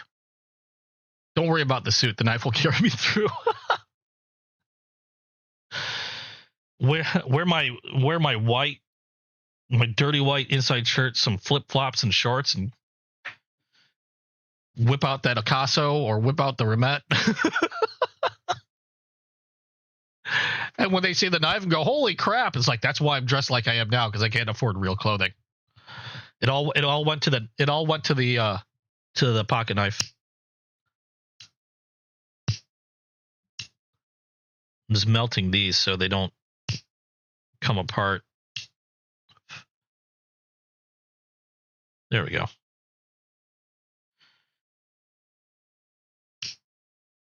You know what? Fan? Not helping. Blowing the flame into my face. There we go. For my days working around paracord. Sealing paracord tips. But that Akaso came in a nice little microfiber bag, so I just put it back in there.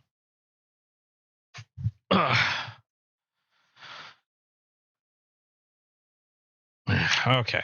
I wouldn't mind having a suit though to match this sucker, or either of those. Heck, even some of my other traditional knives, like you know, the chestnut bone. I think these look really classy and really simple. I carry this one around a lot, although I don't feel like I need to wear a suit with this one.